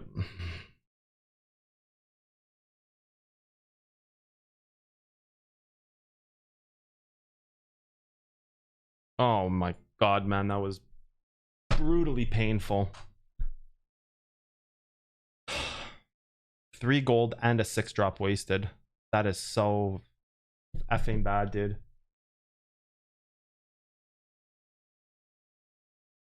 So what was the next game that was mentioned? Chess. Chess, I don't know. I don't want to play online chess. D2. I like the idea of playing D2. Among Us, this kind of feels like dead.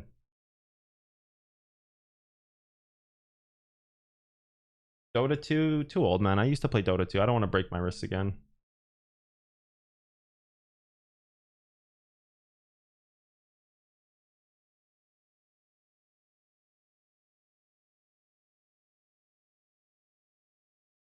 Red Dead Redemption 2. I like Red Dead Redemption 2. I didn't play it, but I love the first one. Too bad I don't have like an RDR2. What's it called? Oh, dude, why didn't I move the egg again? What's wrong with me, man? Dude. Like, okay. I'm gonna focus up here. Oh, that's okay. It worked out. He hit the egg. Planned. It's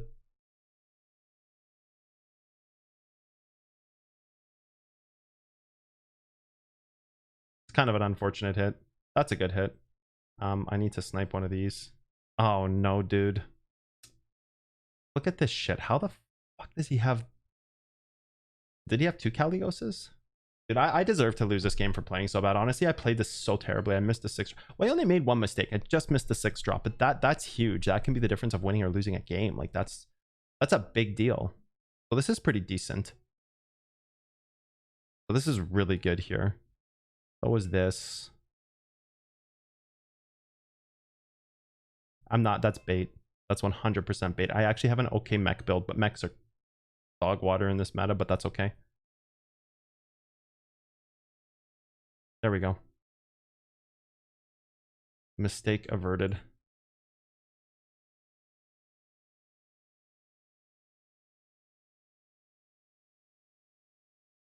Oh, it didn't have much stats, did it? I thought it had more. Well, I mean, that's okay. It's fine. Take this triple. We play this one on the big boy.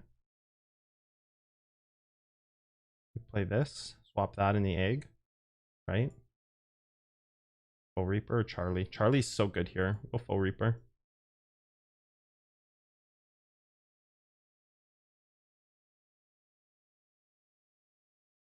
Nothing there.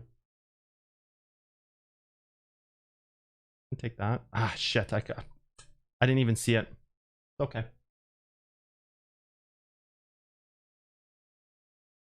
That's good. He loses a ton of value. He's got a golden Amari, dude. What the? Not okay, man. He's gonna roll me.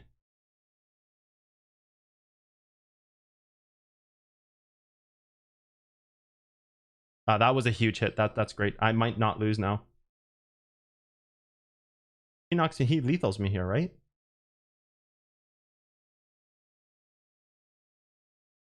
He lethals me because I didn't hit this, I think. Or is it not lethal? 5. Yeah, it's just lethal. It's 15, right? I mean, I deserve to lose that. I deserve to lose that. I deserve to lose that. That's a disappointing game. Mechs are so dog shit too, though. But like, I played people on their power spike turns pretty hard, and I screwed up my turns. See, I always mess up with Vol'jin, dude. I always fuck it up, dude. I feel like that game I could have got first if I played better. Although I thought you were hilarious in GTARP. Yeah, I mean, I like GTARP. I just don't. I don't like the forced interactions, dude. I'm gonna play another game of Hearthstone, dude. This is so garbage. What a terrible game that I played. TFT. I've thought about TFT before.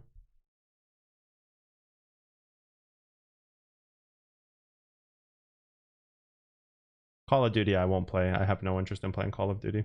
I would play a real first-person shooter if I was gonna play Call of Duty. I'd play Valorant.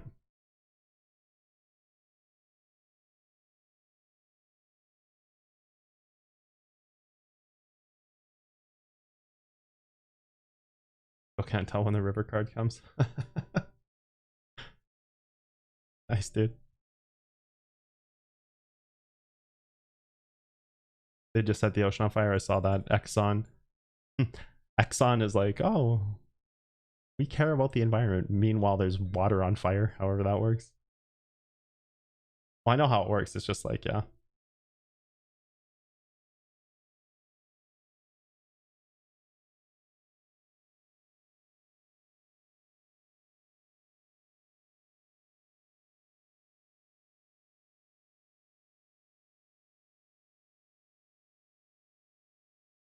Just catching up on chat.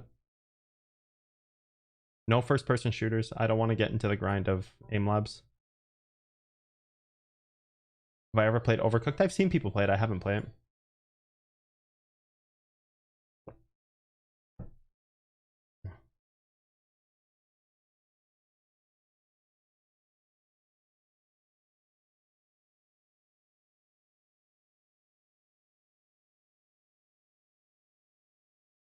Yeah, TFT is an auto battler. I'm familiar with TFT.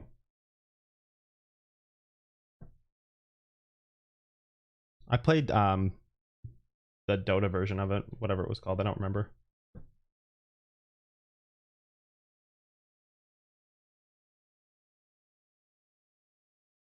You made 10%, dude. Amazing, dude.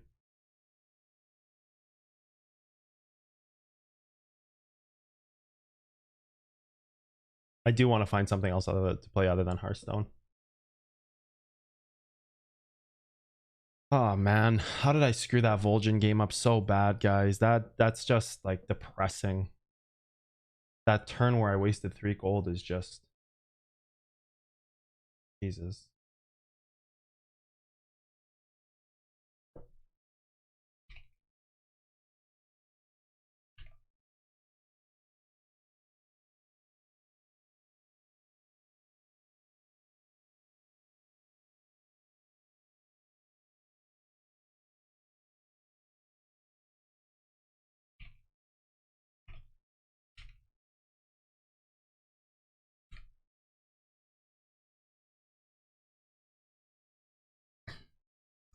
I'm so disappointed in myself on that game. I was so winnable. It was such an... I could have got first place. When I turned the 2 mechs and I had all the right components to make it work, I just started falling apart when I had to make these decisions. I don't know how to play Vol'jin. That's the problem. I don't know how to make some of these decisions with Vol'jin. So I time crunched, 3 gold left over. I think I made the right play on the mech. I missed my triple. That would have been an easy 6. I would have taken a bit... just gross. Just fucking gross, dude. I so threw that game. I feel like I could have got first there. I had all the pieces to make like such a crazy build. I had the egg. I just didn't have a divine shield Tomp. You don't need it when you're that strong with mechs.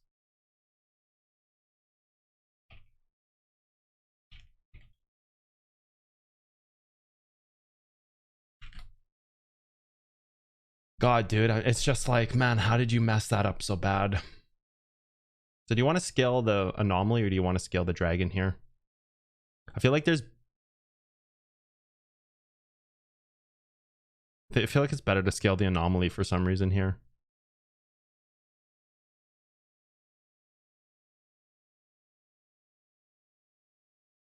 Should be the dragon, but I'd rather take damage. Yeah, okay, you know what? I'll take the anomaly. The 1-4... I'm just thinking about the battle cry. Like if I triple this, I get free gold later instead of going for the dragon. If this was the 1-3, I would never touch this. And if I wasn't against Cthulhu, I wouldn't touch this either because Cthulhu I never lose against, right? Like you never lose this. But the gold, I feel like if I triple the anomaly, the gold can actually be a pretty good advantage later on. So I feel like this is correct. God of War. Tropical. What's Tropical? Not your finest game. I think it was fine up until I fell apart on the turn where I wasted 3 gold. I think that was perfectly fine up until that turn.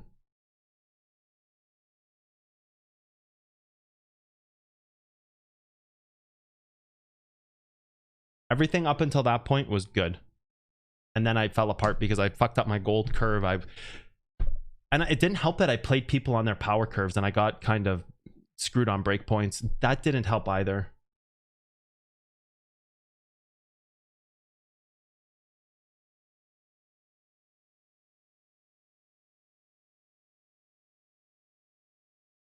He's still on 1. Why would he stay on 1 for that?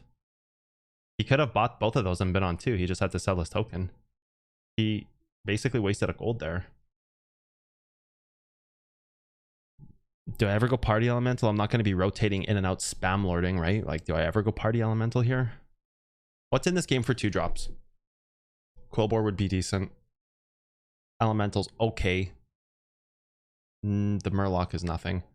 No beast, no. There's an okay dragon too. I guess I could... I mean, this is not bad. You want to start scaling now? This is also actually not bad too. I wonder if I should take the ghoul here. You know what? I'm going to try something this game. And I'm going to save the gold. I don't care about the roll. I'd rather save the gold for next turn. I'm going to try something. I'm going to try the ghoul. I'm going to try the ghoul this game because there's not going to be... like there could be a lot of divine shields in this game with elementals, dragons. I'm going to try this for like a late game push. I'm going to specifically stay away from divine shields. I'm trying something new. Don't hurt me, please. Now that we're on 3, we definitely want to do this.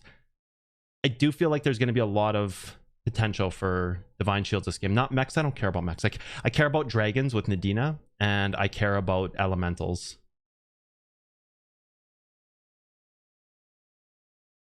Three drops of value. This is not bad because it can roll me something, but I really want to look more for my own 3 drops. Like I really want to look for a rat pack here, right? Especially to have the divine shield friar. Yeah, I really want to look for the rat pack, but I guess I'm not going to roll. I'm just going to... Yeah, okay. We're good. We're good. We're good. We're not freezing for this. We want to look for the rat pack. Quillboars, you've got divine shields. Elementals, you've got divine shields. Dragons, you've got Nadina. This is weird. I don't think I'd ever do this unless I was on this hero and there's like... I don't care about mechs in the lobby. Don't bother me. Mechs are garbage anyways. I kind of like this. I kind of like the unstable ghoul here. Can even Death Rattle build it. Can even dig for a Baron. Right? Death Rattle build this. There's not really any other good Death Rattles though, so not really. See, this thing is paying off in like stride, dude. Like look at this. I'll take it, dude. I'll take it. That was a good decision to take the ghoul. I would never take a ghoul, dude. Ghoul's such a poopy unit.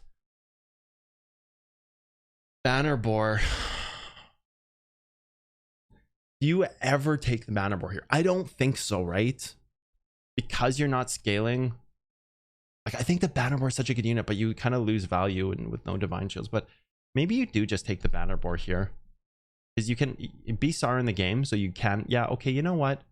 We can take the banner boar and swap it if we get something really good here. No, fuck, of course we find the rat pack, dude. With this. This game sucks, dude. We need this. Like, we need this combo. I guess we just buy the rat pack, sell this in hero power, dude. Fucking next roll rat pack, dude. Oh, you gotta be kidding me, dude. So stupid. Yeah, like, that's so unfortunate. But that's fine. Oh, dude. 2 gold wasted. It's okay. It could have been like ideal. Buy this, play this, sell this. This gets extra. But it's gonna get. It's fine. It's gonna get the stats anyways. It's only saving grace here. That's a little rattling though.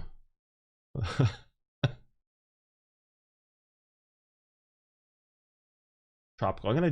What is tropical? Let's Google it. Dude, this thing is paying off in dividends, dude. Look, it's gonna fry his whole board here. He still loses, but like, this ghoul is like ripping the lobby. Tropical. What's tropical?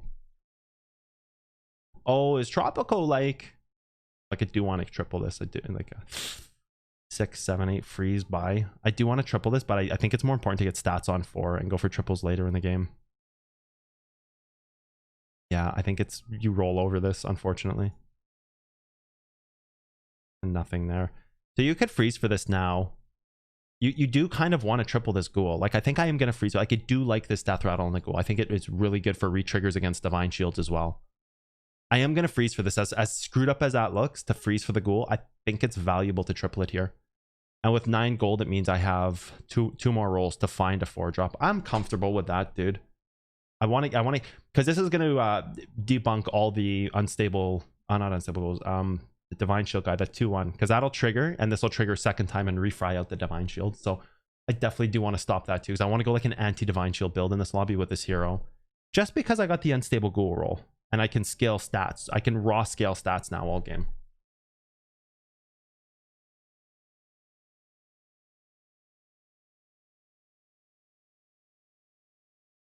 FTX fee is $75. Jesus, dude, that's high. Should be like $10 max. I'm gonna hit this. He's gonna run in here, lose his whole board.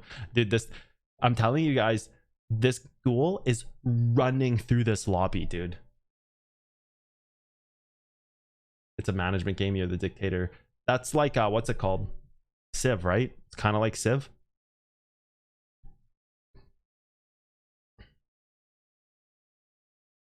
This, Yashar. Always Yashar here. You've already got a double taunt. Always Yashar. Dude, high rolled. Stat scaling, baby. I guess I should have played this and just hero powered this one up. I guess it doesn't matter. Yeah, it's kind of like Civ, right? Trade through your bank, dude. Don't trade on FTX. Crypto? Is it crypto? Gotta go later. Thanks for the stream. See ya, man. Yeah, I like Civ, except this one has a real strategical storyline. Geopolitics. So I don't know what that word is. Satirical? I think you meant to say strategical, but a satirical? I'm not sure what satirical is. Tropico 6. I mean, it's rated pretty high on Steam. It's like 9 out of 10. Interesting. I'll check this out, dude. Nice recommendation.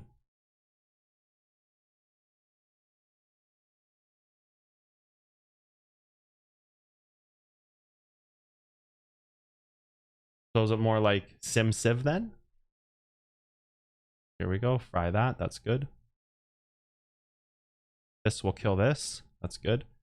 I don't kill this, but actually the order worked out here.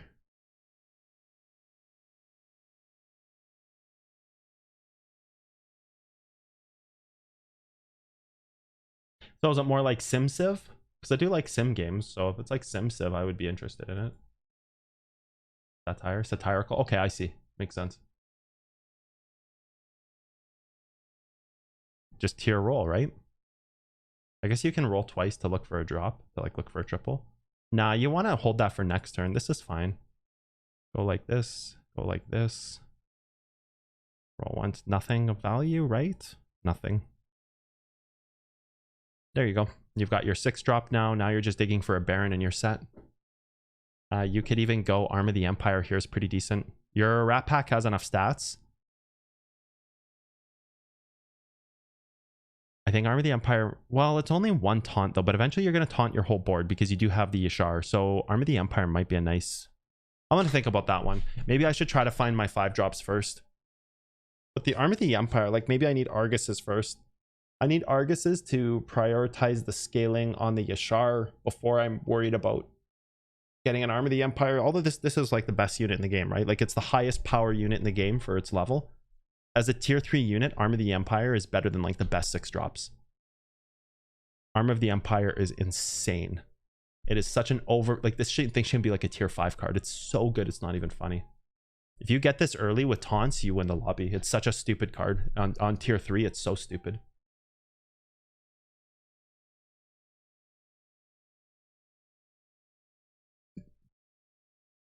It's too bad that he has that. It could have been a free unit for me. Hopefully he goes on this.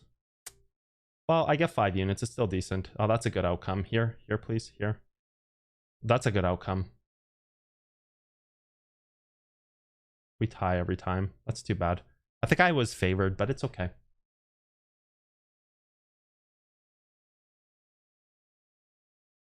Actually pretty decent board right now. Just need more scaling for the Ashar.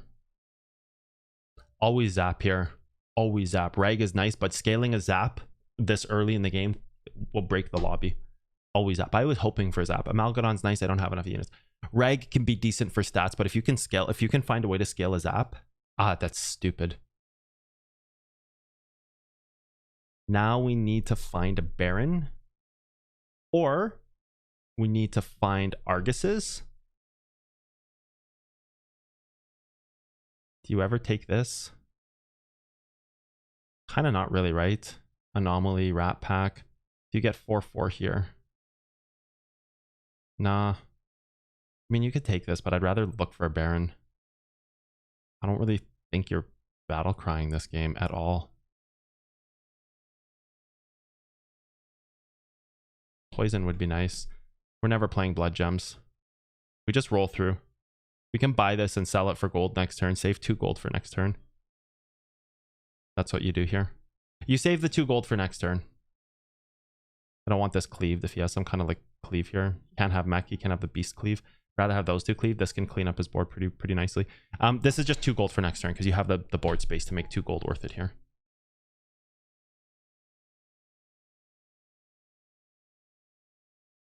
So this is good because I don't hit a divine shield. Oh yeah, he is going to there, of course. But that's not good because he actually gets his value out of it. Shit. Fuck. I mean, yeah, it's fine. I'll take minimal damage here. I need a full board. Yeah, he really lucked out on that divine shield. On both of them, actually. He got the high rolls on both divine shields. That's fine. So this is good. This is good. You do want to triple these. You're keeping them all game. That's really effing good.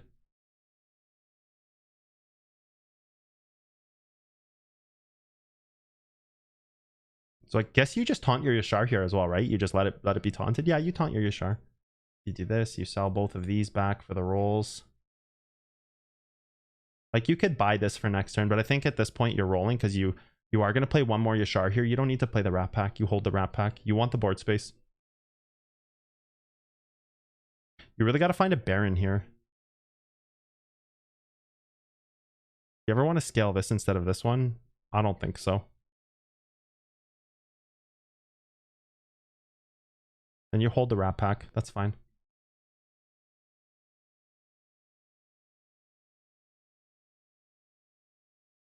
Really need to find a Baron for this. Is there any other 5-drops? I haven't found a 5-drop yet that I would want. I guess you could go poison. You can't now, but I could have went poison on a mech. The 5-drop mech. I did have the 5-drop mech before, but that's a little odd. You can go with a 5-drop beast. I don't know if there's any good 5-drop beasts. No, there's not. That's great. Did it again? Shit. That sucks.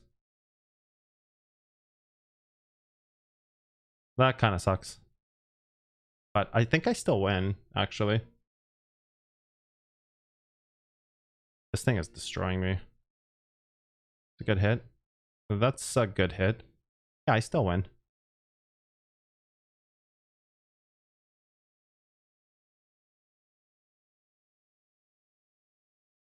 Tropico sounds cool. I might give Tropico a run. I don't think a lot of people would enjoy watching it, but maybe.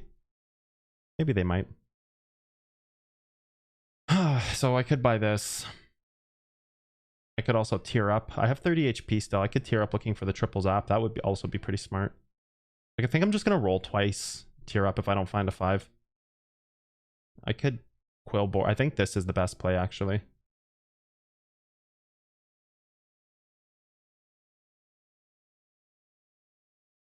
I think scaling this is going to be a huge payoff in this game. I think Zap can really carry with this hero. Tropico is dope. Be fun to see how you respond to it. Would you guys enjoy watching Tropico?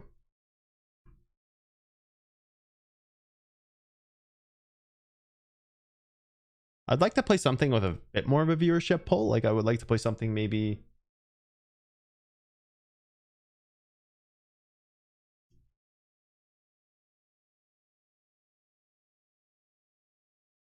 like, I think Diablo 2. I'm for sure going to play Diablo 2.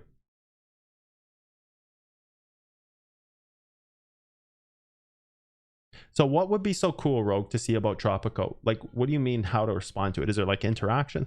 Like, I'm sure there's like lots of cool interactions. That's not even I don't even think that should be a question. Oh no, dude, he sniped that? Are you fucking kidding me, man? This guy is pretty huge. He's not gonna knock me out, is he? Dude. Fucking Golden Wildfire. Like, what is this roll, dude? What? I just beat Jandis. How did she get so strong so fast? I'm not knocked out, but this is like 24 damage or some crap like that. 22? Jesus Christ, man.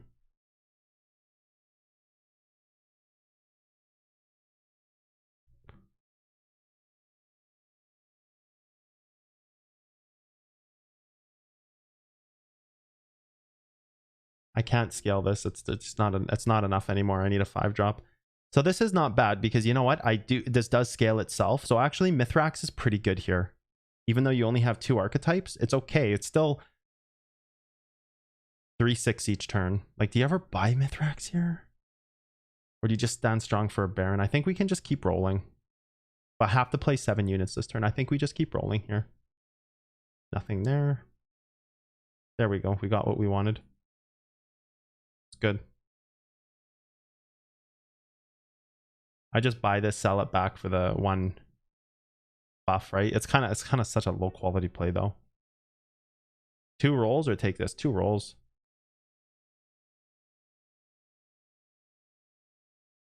That's good. We need that. This will be great on those 2. I think you always lead with this, right? Billboards, yeah. You lead with this now.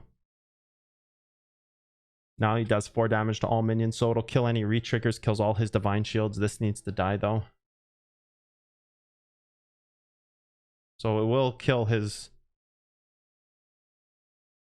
Doesn't kill the... Yeah, it did kill the re-trigger on that. Okay, good.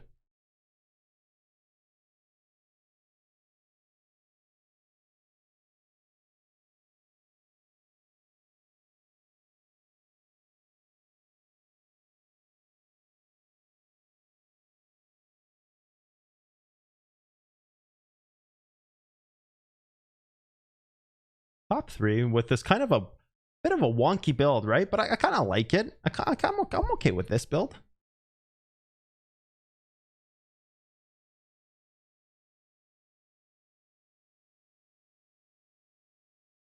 Triple the rat pack. It allows us to play this. That's huge.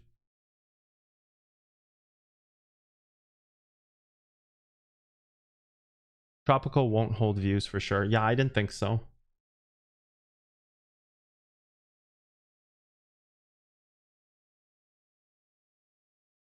Tropical is not going to be a crowd puller. Yeah. Economic strategy civ sim. Like, I mean, it sounds amazingly fun. It just sounds fun to play off stream.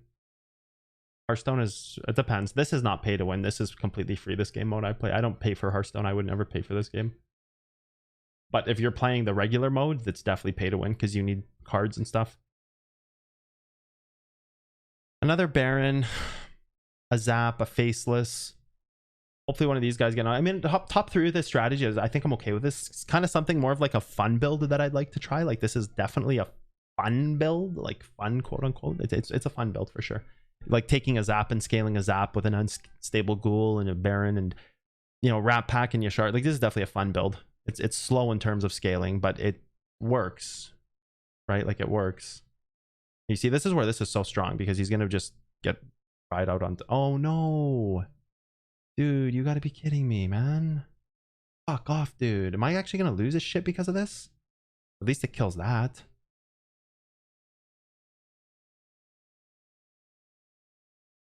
Dude, that's so... Oh my god, man. What are these fucking rolls, dude? I actually lose against this crap. Are you kidding me?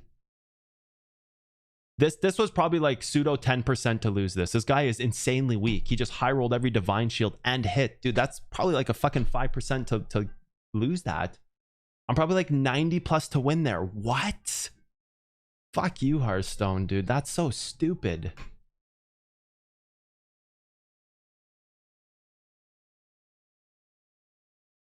Play another one.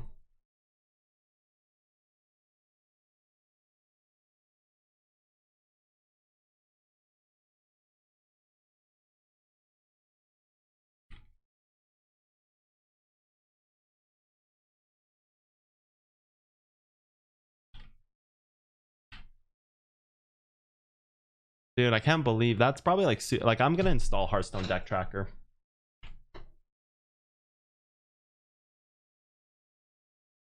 Shit like that makes me wonder, like, if I'm out of my mind. Like, that's gotta be Gallywax. Do we have pirates? Damn, Gallywax with pirates is insane. Elementals is the next best. Yep, we got elementals, we go Gallywax.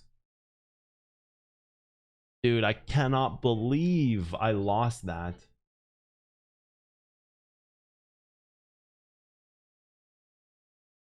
Holy bananas, man. That's abysmal. Those hits are just abysmal. That's the only way you can put it, dude. Holy Jesus.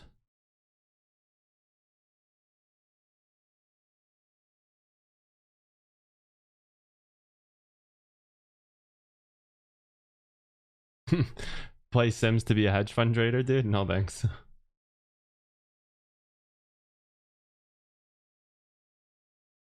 Cities is cool. Reminds you of the old Tycoon games. Old Tycoon games are pretty neat.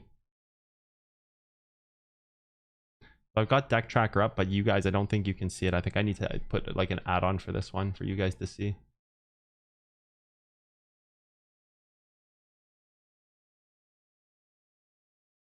So this is pretty good as a trigger for this, but you just take the Murloc here. It's too strong. I'm going to freeze for a potential triple.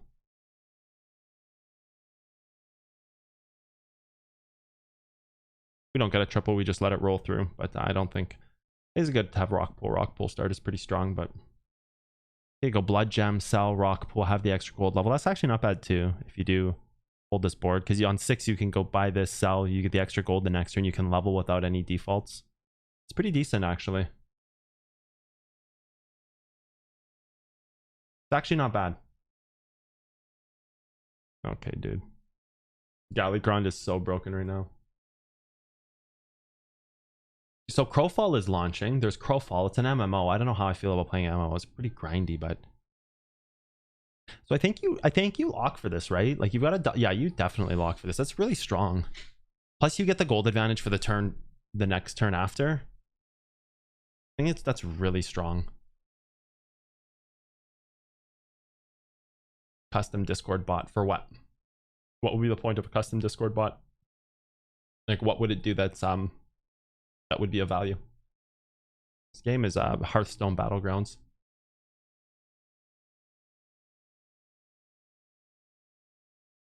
Prison Architect would be a crowd puller.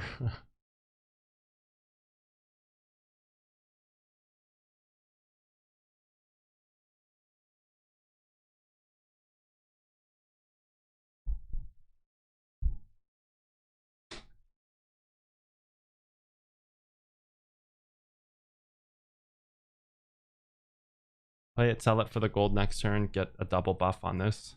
Pretty strong. And that means you can buy a unit and either sell this if you get a really good 2-drop, or if you have some kind of buff unit, you can buy it, sell it, bank that gold for the turn following. Like, you're just carrying forward the gold by being able to buy and sell a unit next turn, because you're going to have 7 gold next turn on a tier where you can upgrade. So you can just buy any unit to sell it and then have the gold for the following turn, or you can so there's no pirates, no dragons, no mech, so all your big 3-drops are gone. You only are digging for like an elemental there, or maybe the Quillbore buffer, or maybe another buff for your Murlocs, but that would kind of be like, well, I mean, the Murloc cycling would be good too, so that's actually not bad as a backup as well. This year. Yes, thank God. The tie now. 50% tie, 50% lose.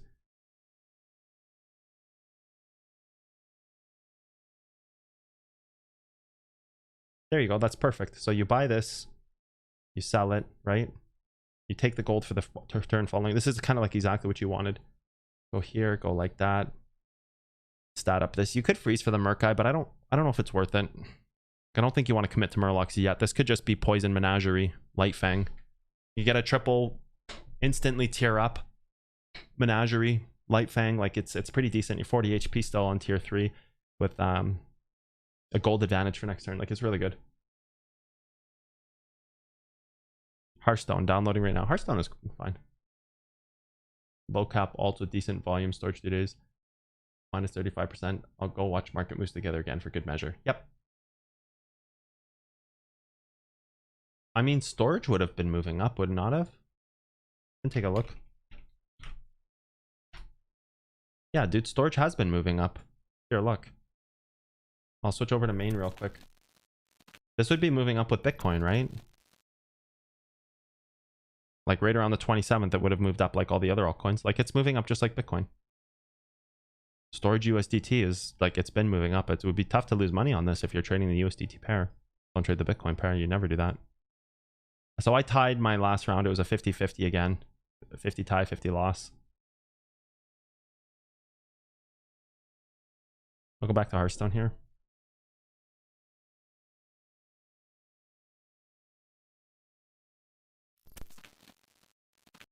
Like, I guess you level here, right? You can roll once. You could take the Murloc War Leader. War Leader's okay. This guy's on tier 2 with demons. He's discovering. He's going to roll me out of his mind anyways. So he did go to tier 3. I'm wondering if he has a ticket for a tier 3 unit. I guess I should roll once to see if I hit some kind of nut combo. Like, maybe I hit double Murloc buffers on a 1 roll. No, you can't take this. You just level up. There's nothing here. Nothing here that can justify worth not going to 4. You could buy this, buff it, sell it, roll twice, find 1 more unit. Better than being 4? Absolutely not. There's no way that's ever better than being 4. I'll just go to 4, take the damage, because I'm just not getting the rolls. There's nothing here that's any value, and nothing on my default roll. 2 rolls, you blank. That's the advantage of Galliwax. You can use that gold like that. I could roll again and have nothing, and just be at a complete loss for units. Like, all I'm getting is a 1 gold advantage. He'll roll me here either way. He's going to have big units. Just hope this goes here. Okay, hope this one goes here. That's another 50-50. Oh, no, I can't. That's fine. This needed to go there. That dies. This dies. It's just 2 less damage. In any world, he rolls me for minimum 11 damage there.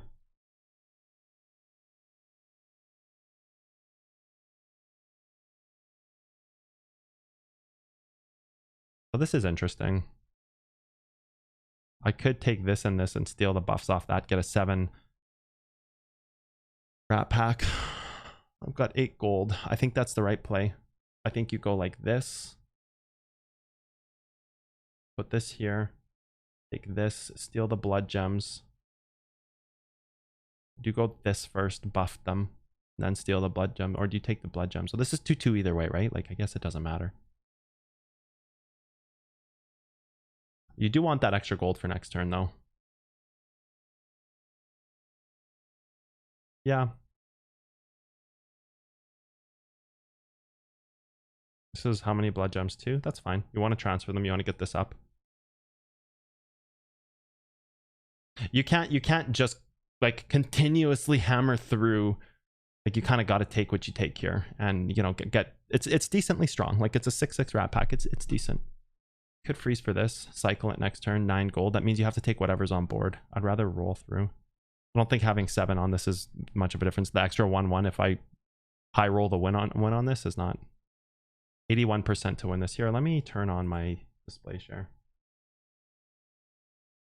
I don't have a display share on this. Are you kidding me, dude?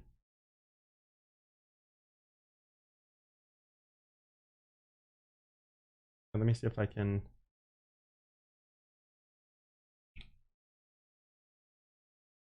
add deck tracker as a source. I can't. You can't add deck tracker. It's not on the list of things to add. I'm gonna have to add like a window capture after. Oh god, I was 81% to win that, by the way. So this is decent. He's 4 with quill boars. He's gonna be strong. So this is okay. I guess I should take this for the stats, right? Yeah, it's okay. It's decent enough. Do you ever take this? No, I don't think so. It's not bad. I mean, you get a full board of units. Maybe it is correct right now.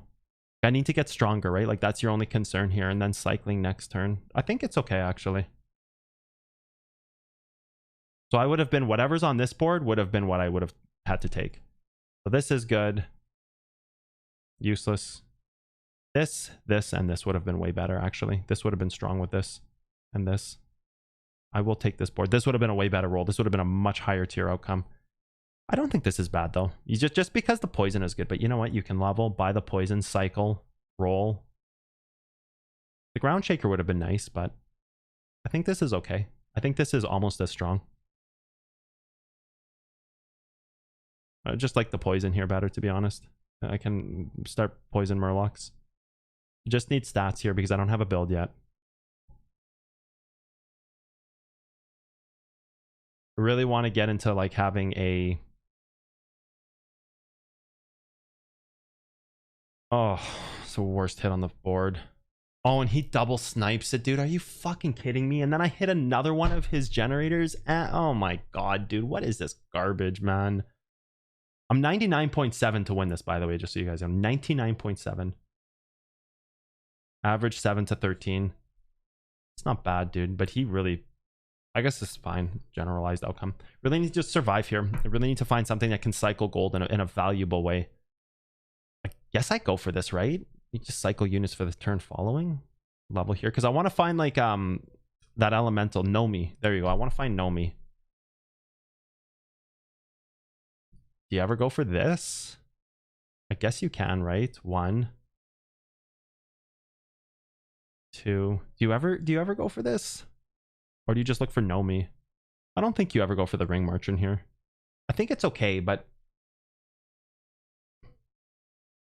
you have elementals. He's not gonna have any big taunts yet. No, I think you're going for Nomi here.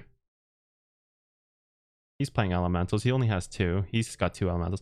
I think you just go for Nomi. So who did I play last turn? They were playing hard elementals. Played this one. They were playing hard elementals, weren't they? Oh, no. That was quill boars they were playing. They just had the 2 elementals. So do you go for this or do you go for the Nomi? I mean, this probably wins me this round, so I guess I go for this, right? Yeah. It gives me gold for next turn. That's why I'm doing it. It gives me 2... I do believe it's stronger than rolling once. 2 gold next turn. An extra 9 damage from the soul juggler. Like, it's much stronger. It's absolutely stronger. There's no world that's not stronger. Hopefully he just doesn't have some nasty cleave with a beast takes all my shit out. God, this guy is strong, dude. Look at this board. Oh, God, snipe this thing, please. Please. High roll. Just don't hit my soul juggler, please, for the love of God. Rat pack is okay. It's not ideal. Dude, can we stop hitting the Mithrax? Like, what is this? What a blunder. That's good, dude. This Mithrax soaked everything. 12 to 18 average is what I take here. I don't think I'm going to get anything higher than like 7th or 8th here. Hopefully I play the ghost. Nope. I guess we're going demons. We kind of have to commit to demons. I mean, we've got a poison, and to find a Nomi now with 13 life left is like all sorts of fucking useless. Do you even buy the poison here? This, poison, that. I guess having 2 poisons for now is better. For now, it's good. It makes it so you can't triple it. Another soul juggler. Shit. So now, and this would be good too. Quill without poisons here would have been so much better. It's too late though. I got to commit to it. So you sell this. You sell the rat pack here. You keep your poisons. And you just go full slam on demons. That's all you can do. Argus. Can't. 1 gold short. I don't even know if Argus would have been worth it here. Sell the rat. Play the demons. Yeah. It's unfortunate.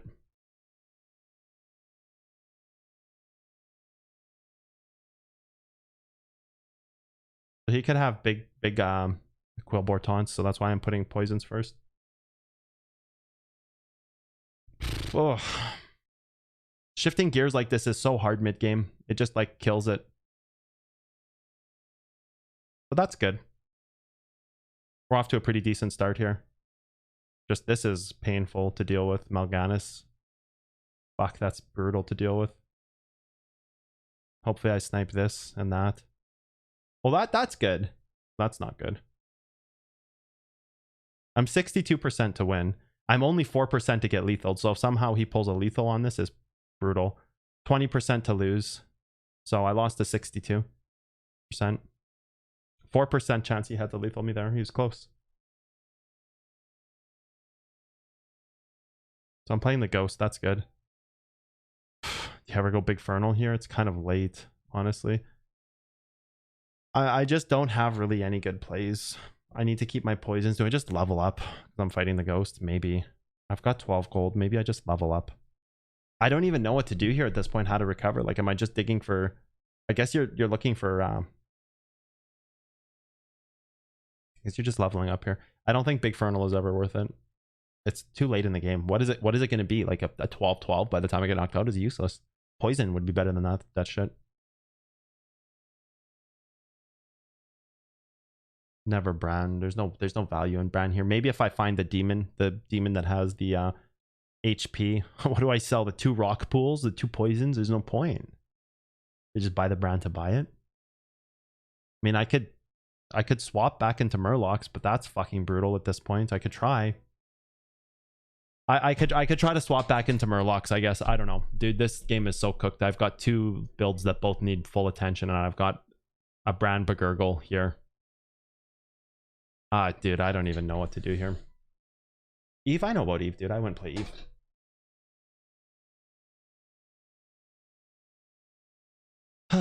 Bran Begurgle. Get another poison. Get some kind of crazy high roll Murloc build going. I don't know, man. I don't even know what to do here. It's like abysmal. I don't think there's anything I can do to win. Just nothing. Oh, okay, not bad start. Can I ever take the Baron here? No, because I have to sell the jugglers, and this doesn't do anything. It doesn't do anything.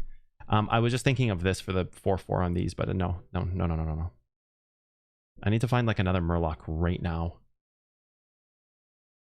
Like right now. I need to find a Murloc. 1 roll. Murlocs, let's fucking go, dude.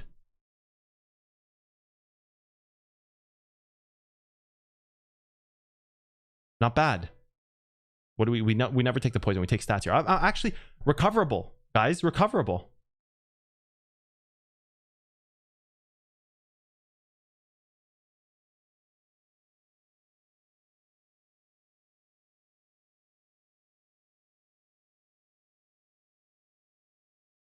So what do I take here? Do I take the Battle Master for 1 turn?